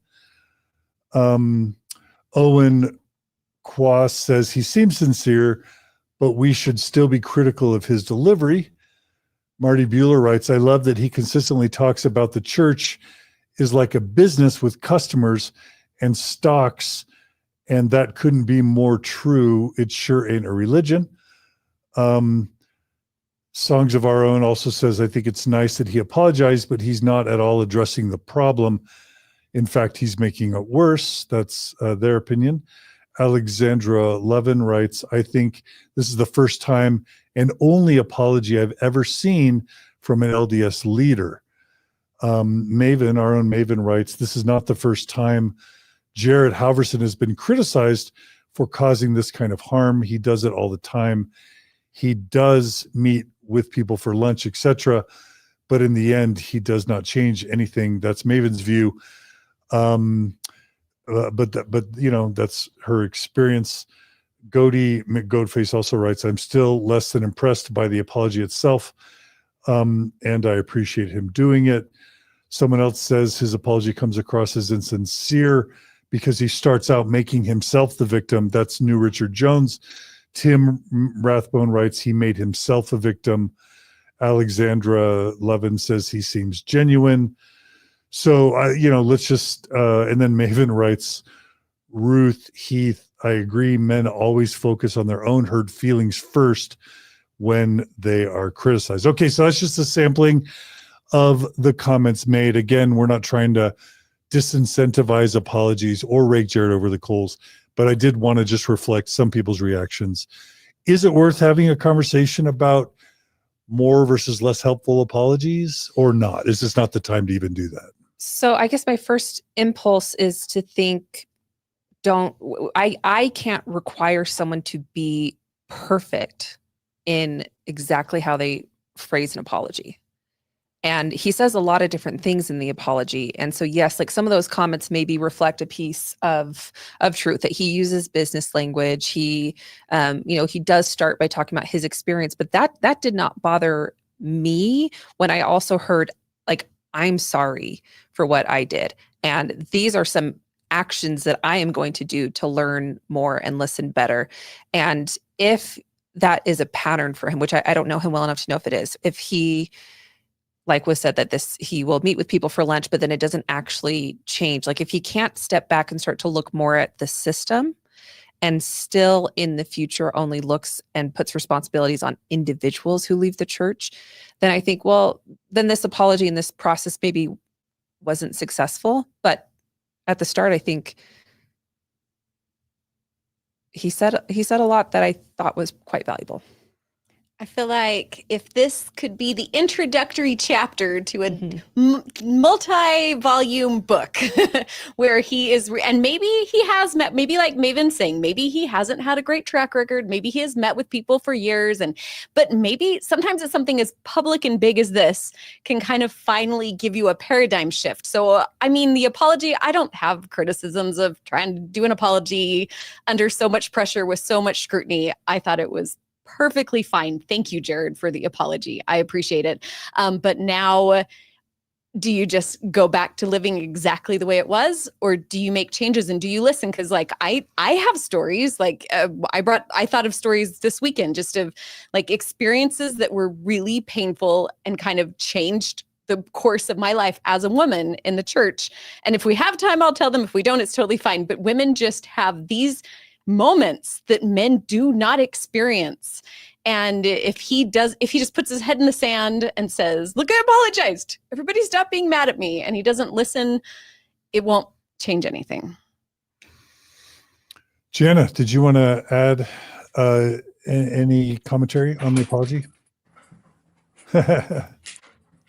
Sorry, my dog just Your dog burst is in. welcome. We're a dog positive. Yes. We're a dog positive. I'm so glad. Yeah. Dog affirming. He's such a good boy. Yes, I thought it was a very good apology. And like Katie, I don't expect perfection. And in fact, one of the things that I find very humanizing about it is that it was unrehearsed. Unlike everything we hear from the institutional church, this is one person up in the middle of the night speaking from his heart, and it's not correlated. It's not produced by the public affairs department, and it's not going to be perfect. I don't want perfect. I want human, and I feel like I got that. So I am grateful for that. And like has already been said, I really hope it's just the opening of a larger chapter where stuff gets done. Beautiful. If you try so hard to be perfect in a moment like this, you're going to freeze. Because if you worry about every single criticism that could be made, parsing every word in every language, then you're not going to go make that apology. And so I'm glad that he was willing to just put that out there, knowing that even his apology was going to be criticized. That took some courage. Absolutely. Beautiful. If I could just give 2 cents, one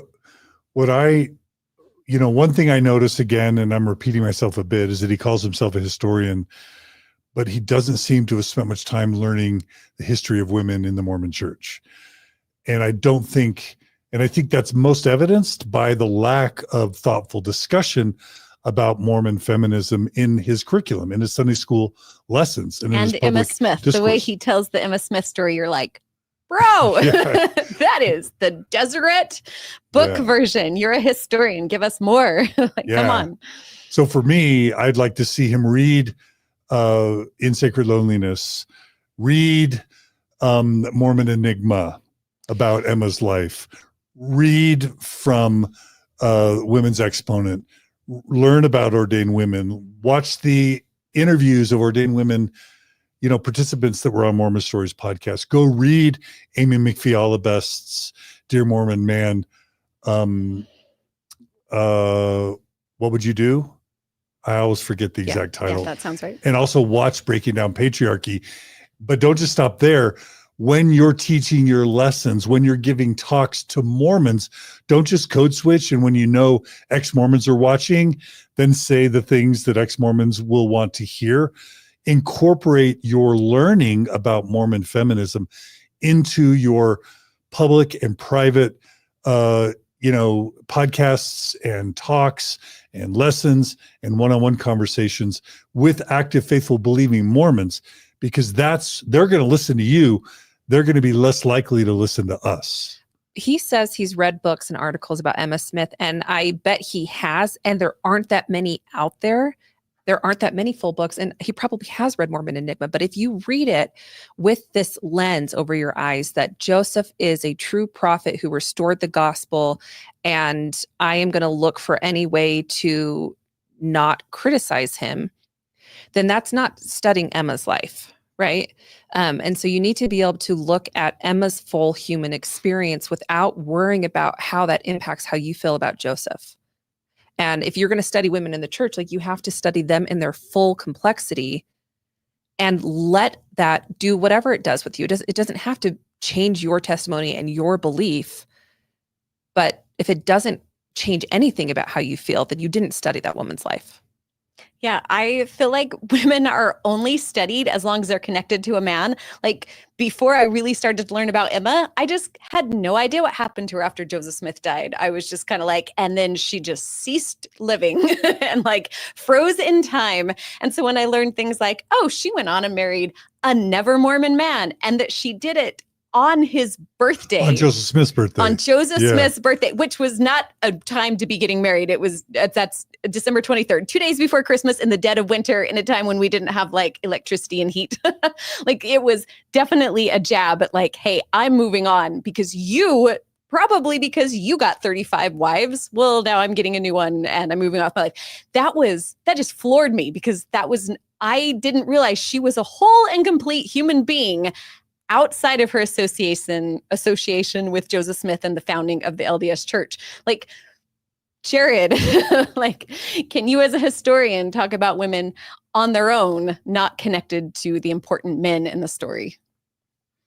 What's difficult is we all know that if he started reflecting an awareness and a sensitivity towards Mormon feminism in his podcast, in his classes at BYU, in his one-on-one conversations, we all know that what happens to BYU professors and church employees when they start becoming awoken to Mormon feminism, they often get fired or demoted or reprimanded. And so What does that show you about the system? Yeah. Yeah, it's not Yeah. him. It's not him. It's not the Mormon feminism. Like, people like to turn and blame the women, like, Mormon ordained women and Mormon feminism and things like that. And you're like, that's not the problem.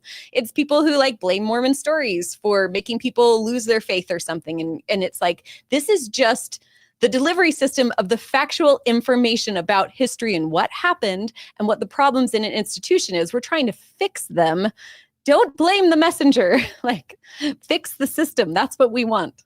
Yeah. Powerful. Jen, I see you nodding your head. I want to make sure I give you a chance to provide any response you want to provide. Well, I'm afraid I have to go, and Yeah. I'm sorry that I have to duck out early, but I'm grateful to have had the opportunity to be here and to respond. The one thing that I would like to say that I didn't say, there was a comment about business in what you read and the responses to the apology. And one of the things that I did notice about his original statement is that he was encouraging women to be less worldly while using a stock market analogy of ROI. Okay. From one of the irony world's there- top billionaires, right? Well, I mean, actually, in the original statement. So okay. last week, when he was saying that, women are worldly and they need to be thinking about the treasures in heaven. They need to be thinking about the return on investment, and this kind of language that we use, I think, is perhaps not the best language to be thinking about the things of eternity, especially when you are chiding other people for their worldliness. Just going to put that out there. Like I said, I'm really glad that he apologized. I thought it was lovely, and hopefully there will be improvements going forward. I love it. Well, Jana Reese, thank you so much for joining us. We always love having you. We hope you'll come back, and we really want to help you. promote your book. Oh, thank you. And you have a I past appreciate book it. too, right? I have a what? I mean, you have the next Mormons is a book people can buy now, right? Yes, that's true. Wonderful. Go do that. The Next Mormons, How Millennials Are Changing the LDS Church. All right. Jana Reese, thank you so much. You take Bye-bye. care. Come back soon. And since Katie, we know you have a hard stop, and we'll be reaching 3 hours when it's time for you to go. Abby, I know that you wanted to share maybe a couple personal experiences. Let's just spend the next 10 minutes, each of you taking some time to give whatever closing thoughts you want. And if Abby wants to go, I just want to make sure we leave time for Katie for you to give your final thoughts as well. Okay, I'll try. This is a story Katie reminded me of. She sent me a Marco Polo this morning while she was getting ready. I only have 2 Marco Polo friends. It's Katie and one other Exponent blogger, Linda, and we talk whenever I need to talk feminism stuff. I just Marco Polo them. So she sent me and reminded me an essay that's in this book that I had got published in the magazine, and so maybe I'll share this experience because Jared's saying he wants to hear from women and he wants to learn from women. So I have 2 experiences. One I wrote about. My husband is in the military, so I'm an Army wife. He's been gone almost 4 years of when I was a mom with little kids. He missed the first baby that I had. He missed like so much stuff. And I was on a second deployment, had just started, and I was pregnant again. I was going to have another baby with him deployed. And I remember this was January of 2011, and he left on a Sunday. And then I went in for, it was my 14 or 15 week appointment, just the regular checkup with my doctor. And I had it was either Monday or Tuesday morning. It was within 48 hours of him leaving on this deployment. And they couldn't find a heartbeat. I had a miscarriage. And so basically the baby had passed away, but my body wasn't passing out on its own. And so I had to immediately go in for a DNC, which is not the DNC like we've been talking about, but the kind where you get put under, they go in, they clean out the uterus, they, take everything out, right? And then I woke up and I went home, and my husband was gone, and I had 2 little kids, and they had gone to bed, and I was alone at home, and my 2 female neighbors came over. It was my house, and then the next 2 houses over, these 2 women came over, and they just sat with me. They had both had miscarriages before, and I don't remember how long we sat and talked, but we talked for a long time, and it was very comforting for me. And I was, I'd just come home from the hospital. I was cramping. I was bleeding. I didn't have a bra, and I didn't have makeup on. I was like crying. It was just a moment, right? And it was a very female moment in my life, surrounded by women. And after we'd been there for a long time, talking about this experience that we all 3 have had, and they said, would you like a priesthood blessing? Because my husband's gone, right? And I said, and I kind of hesitated because I was like, again, bleeding, no makeup, no bra. Do I have to get dressed? I don't want to get dressed right now. And I said, you know what? Yes, especially because one of their husbands is a very good friend of mine, still a good friend to this day. Love this man.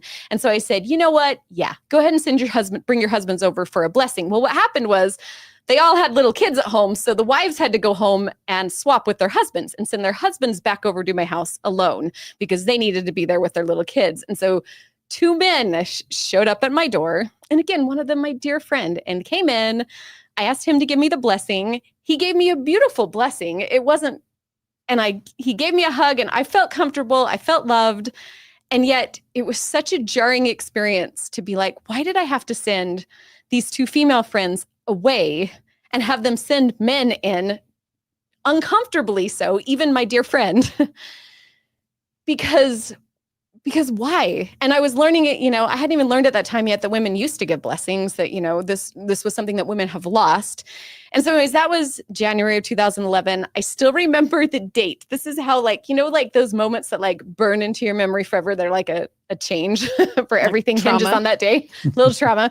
It was April 13th, 2011. It wasn't very long after I'd had this miscarriage. My husband was deployed, and I had really been struggling with the temple. I mean, for years, I had been trying to make it work. This is a very common thing. And I'd been like, these things are weird. I'm uncomfortable with this. I was just starting to tap into sexist things that made me uncomfortable, but mostly I just had questions, and it didn't make any sense. And it made so little sense that I finally gave up, and I was starting to fall asleep.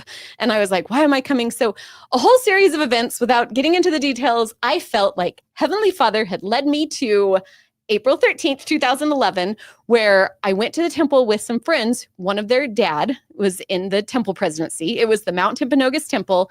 And they said, you can go in and talk to the temple presidency. And I went in, and they said, actually, no one from the temple presidency is here, but the temple recorder is here, and he's just as good as the presidency. And I remember even feeling like Heavenly Father has sent me here with my whole list of questions, and I must be supposed to meet with the temple recorder, not a presidency member. I was so convinced that this was the answer to my prayers in every way. And I sat down across the desk from this man, and I started to ask my questions, and he immediately started to dismiss everything. And he would say, oh, that doesn't matter. It's not important.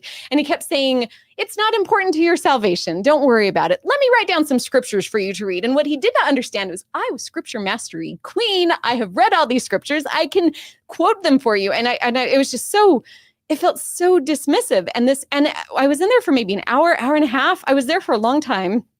And it was late at night. And I remember it slowly started to settle into my brain that this man doesn't have answers to any of these questions. And I was like, oh my gosh, was my answer from God actually that there are no answers? That I was led here to be told, you are not going to get answers going down this route. And I went home, and I remember just looking at these scriptures he'd written down and being like, none of this answered a single question I had. And it's just that experience of having a man completely dismiss me. And when he was saying to me, these are not important for your salvation. Don't worry about this. It doesn't matter. I was like, look, very old man. I am a human being crying across the table. You don't understand. I have put everything into this moment, and you're just telling me it's not important.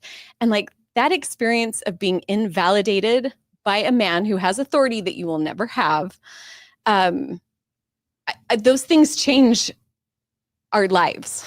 And you reach a point where you realize, I'm not going to get the answers going down this road anymore. Anyways, that was a story Katie had reminded me of, so I thought I would tell it. Thank you. Those are great stories. Thank you. Yeah.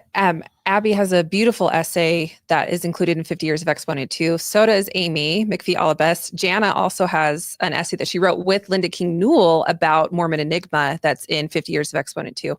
And so this particular book, this collection, Hold it up again if you don't mind. Yeah, it has certain limitations, right? It is focused on American women. It is focused on English-speaking women. It is not the experience of the global church population, right? But since the 1960s to now, it does cover a lot about women who have been connected to the church, many very faithful, very believing, who are willing to share their experiences of their pain points and of their faith and have that be in conversation with a community. And through the history of it, you can see how often those perspectives have been dismissed, ignored, sidelined, treated with suspicion, pushed out. And then we're brought to this moment where we're like, why are women leaving the church? Women, even if they stay, have been talking about their complicated experiences with the church for a long time. And it is an opportunity to sit in and listen. Whether you are an active believing person or if you have left, this is an opportunity to listen to experiences and leave, hopefully, understanding more about the individual and systemic experience. Maybe that book should be required reading for all Mormon church leaders and members, but also especially for social media spokespeople for the church. Why don't you hold it up one last time? It's called 50 Years of Exponent 2 by Katie Ludlow Rich and Heather Sundahl. And we have an afterword by Laura Thatcher Ulrich, Pulitzer Prize winning historian. It's published by Signature Books. And so you can buy this book. You can subscribe to Exponent 2 magazine. You can read the blog, follow. What's the exact handle? Okay. Exponent 2 has 2 Instagram accounts. We encourage you to follow them both. There is the first one. We have a magazine. The first one is the magazine we're going to make sure that we say this exactly right. It's Exponent II_mag. That's the magazine. That is going to be like artwork, well curated stuff that's planned like 6 months in advance. If you want to follow the blog, we are going to be a little more wild and spicy on there. And we are posting very, very regularly on there. And we will talk about things in the moment as they happen. And that one is Exponent II_blog. So please come follow that. If you want to hear the voices of women and talk about things real time with other people, that's a great Instagram account to follow. So please buy this book right now, everybody. Let's have 1,000 of you or more buy this book. And let's have this book shoot up in the Amazon rankings for Mormon themed books. Katie's nodding her head. Oh yeah. I mean, I would really appreciate, and it's not just that it's work that I love and that I poured myself into. It includes so many voices here. There's 102 selections in the selected works from 50 years of the quarterly publication and blog. There's lots of different experiences across the spectrum of gender, sexual orientation, range of belief, age range. There's a lot in there. Love it. Really quickly, before we end, one of the things I'm just noticing is how impactful kind of the exMormon internet has become. Just a few weeks ago or a couple months ago, depending on the timeline, when the church released that polygamy lesson for children, and then the exMormon internet kind of blew up, we saw within a month or two, the church totally editing and changing the lesson. This is another example of a mainstream top-level church spokesperson. He's not like an official spokesperson for the church, but that guy ain't talking. Like that guy's been in his job for a couple of years now, and he literally has not said one word publicly. The official spokesperson? Yeah, I'm forgetting his name right now, partly because he never talks. Yeah. But I mean, Jared's as much of a spokesman as probably anybody. Yeah. Right? He's the public face. He's the one people are looking at. Yeah. And so I guess on the one hand, I'm struck and happy that like Mormonism After Dark, Bill Rio, Radio Free Mormon, Mormon Stories, Exponent 2, Julie Hanks, Britt Hartley, No Nonsense Spirituality, and there are others, Mormonish, and so many great ex-Mormon resources out there that we know the church is paying attention to, and we're seeing almost immediate reactions from the church to these social media assets. On the one hand, I'm very proud to be a part of this community. On the other hand, I'm like, wow, like where are the faithful Mormon podcasts and spokespeople that are also paying attention and being willing to offer loving critiques or concerns or just heartfelt expressions of sadness? It's just, how do y'all feel about that sort of disparity or dichotomy? I don't know the right. It's a feature, not a bug, that you have to be outside of the mainstream in order to speak. And it makes me think of Kate Bowler at Duke Divinity School and her book, The Preacher's Wife. And she looks at evangelical women and how women gain influence, and their path was not through ordination, but through marriage, that their husbands could be ordained and then they could get platforms with lots of strict requirements around it. But in order to have a voice as a woman in evangelical traditions, that was the path. And in Mormonism, women have been so excluded from institutional voices. And if you do speak up and if you do show that sympathy, you're often pushed out fast. That in order to have a voice within Mormonism, it is through influence on platforms outside of the church. And with things like garments, which if you want to talk about garments before we go, I'm cool either way, but I do have a couple thoughts on it if you want me to. But yeah, with garments, I feel like women who wear garments and attend the temple regularly don't dare talk about their problems with garments. But it's women who have left and stopped wearing their garments who are the ones who become vocal and say, these are the problems, these are the issues that then drive changes like the shorter sleeves and the skirts and things like that. It's not because the active Mormon women were talking about it. It's because the women who left were talking about it. And then we hear from the active Mormon influencers how happy they are about these changes, when sometimes they are the same people who criticize people for talking about the problems. All the people who are like, ordained women is evil and of Satan. And they're like, yay, we love all these changes for women in the church. And you're like, you're welcome. We did that for you. But we want to be in better, healthier conversation and community. Like, we don't want it to be so divided. Well, we do have several slides on the garment changes, but because we're at 3 hours and because Katie has to go, why don't we save that for a follow-up episode? Okay. Would that be all right, Abby? That's totally fine. Katie? Okay. Yeah.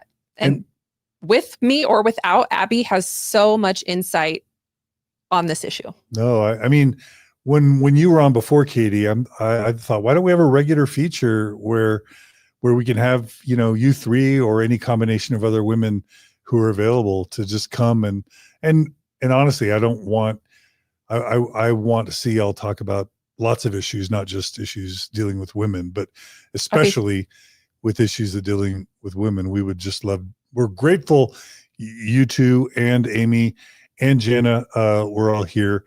We're grateful for Britt and Julie Hanks and for all the women who commented or posted response videos or participated today or wherever you participated. So huge thanks to all those important contributors. And also, we're so thankful that y'all are here, and we hope y'all will come back.